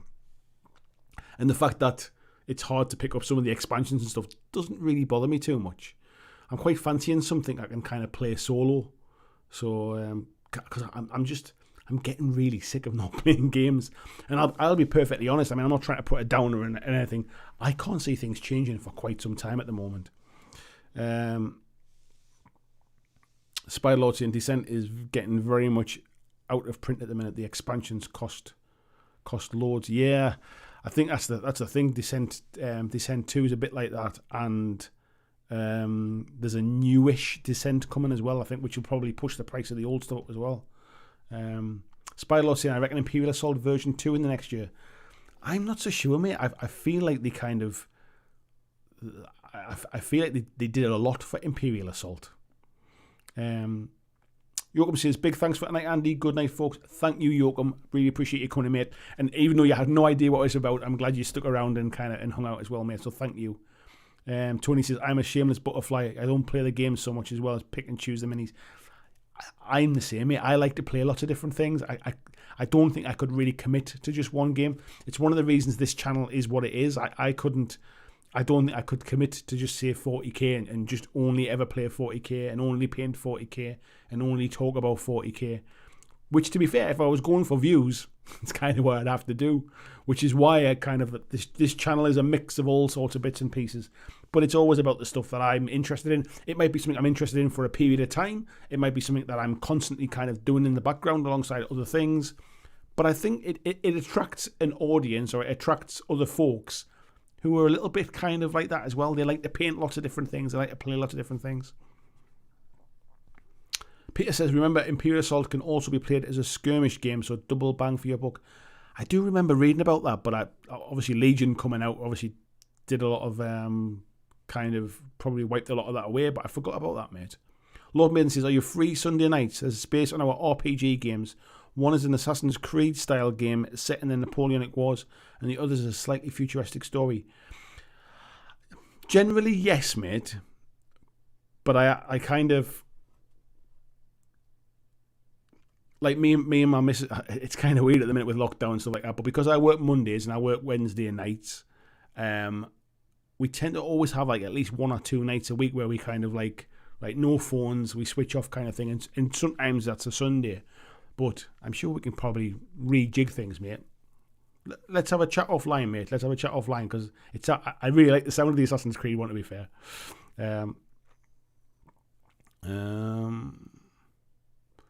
Tim saying he's just his Descent collection on eBay, a core box and 5 expansions. Wow, mate. there's you got a holiday paid for next year, the night. And everyone's saying cool. Right. I'm sure, as you can hear from my voice, my throat's drying up a little bit now. So I'm going to call it a night, folks. Thank you so much to every single one of you tonight. Especially thanks as well to all the Patreons. Thank you to everyone that's donated tonight. You've really kind of sort of went above and beyond. Thanks so much. But most of all as well, thanks to everybody that just come in and joined in and kind of and had a good time with it and treated it as it was meant to be, a bit of good fun. So thanks so much. Todd Harris, how you doing, mate? Not seen you in a while. Says, greetings all, taking a break from painting Night of the Living Dead to catch the show. What's your feelings about grayscale painting? Trying it for the first time. I quite like it, mate. I think it's a personal choice. Some people say it's lazy. I actually quite like that kind of... I almost liken it to that kind of Sin City look with like two-tone, grey, white, black kind of shaded with a little spot of colour on. I quite like it. Anyway, I'll see you all on Wednesday at the Hobby Hangout. No idea what I'm going to paint. Haven't decided yet. Might do a bit of Malifaux. Might do some more of my my Armada ships. See what takes my fancy. So I'll see you later, and take care. Have fun. Thanks, folks. Thanks for watching my video. I hope that you really enjoyed it. And if you did, why not consider clicking on the suggested video below to see more of the work that I've done. If you'd like to support the long-term sustainability of this channel, why not consider checking out my Patreon, where you can pledge and support from as little as $2 a month. And there is lots of different tiers and bonuses, which will give you access to a private Discord server. It will give you free t-shirts, free mugs, a podcast every month, and a number of other things, including getting your name at the end of every video, like these awesome folks who already support me now.